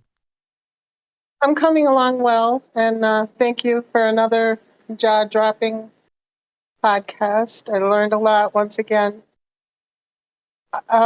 As far as Daniel's case and Rhonda's channel, we're supposed to read some more of Tabitha Barnes' trial transcript on Monday, I believe. Yes. At 6 or 5 p.m. Central, and then I think more of Tabitha on Thursday. I'm not sure, but I know Monday's transcript. So thank you. Fantastic. Thank you so much. I don't recall. I think there was a question. No, it wasn't the family that collected Bear. Bear was taken away by 2 vets. Now, some family members came in and they fed the other dogs as well. And I think Bobby Dassey came and collected the little black Labrador, his little Labrador. But Bear was taken away by 2 vets on November the 9th at Jack 61. Yeah, just briefly, there was a call from Carla Chase on the 6th that she ran into just a lot of bullshit. Yes, correct. With the MTSO, because they were trying to say, they've been taken away, which Carla was the one that came down and took a couple of animals, but she knew that there were more there. So yes, I think Barb had 2 dogs, if I recall correctly. At least, well, yeah, I guess they did have 2 dogs. There were 2 dogs. And a cat. Yeah. And cat. And a cat. Correct. That's right. Plus Bobby's puppy. Black Labrador. Yep, 100% correct. Yep. So Bear was taken away by the 2 vets because remember, Bear was suffering from constipation, and they eventually took him away on November the 9th. There were 2 vets. We saw the login sheets as well. And Carla Chase, I think, and Barb were there. They're on the log sheets as well. Yep. All right. Susan, how about yourself? How are you coming along? I'm good. Yeah, I said earlier that Barb fed the dogs the 6th and the 8th. Now, I don't know that, but they are on the login sheets on the 6th. Correct. And on the 8th. And they were there for approximately 30 minutes, I believe, each time. So, correct. Yeah, when I said that earlier, that's just what I had in my head. I don't know that as a fact that they fed the animals. But correct. Anyway, yeah. Pardon? I was going to say, Uriz found some pictures of a Bear kennel with a pail full of dog food. And also there were a couple of buckets with water as well. Yes, I saw those. Yep. Yeah, great podcast, Doc. You and Neverly just did an excellent job. And, it's just amazing. After all these years, you learn new stuff. I had little idea about Jost. Honestly, you read a report here and a report there, but suddenly when you put it all together and you have something in a chronological order, and those phone calls, they were key because you could tell that He wasn't even going to write a report. You know, I actually have Jost in my 12 Days of Planting song, my Christmas song. Yes. Nice. And the line is, "Old Jost, he spots a bone." Interesting. Anyway, yeah. I think he is pretty key. I think he is. I think he Yeah. is. So do I. Yeah. He's been around a long time too. Jack 61. No, I was just agreeing with you guys. I think he's key. Yep. Yeah. Yep. Interesting. Well, look, guys, thank you so much. I'd like to thank everyone on the panel and everyone in chat. Thank you so much. And we will all catch you actually tomorrow for the open mic. Take care, guys. Thank you. And this has been a Foul Play production.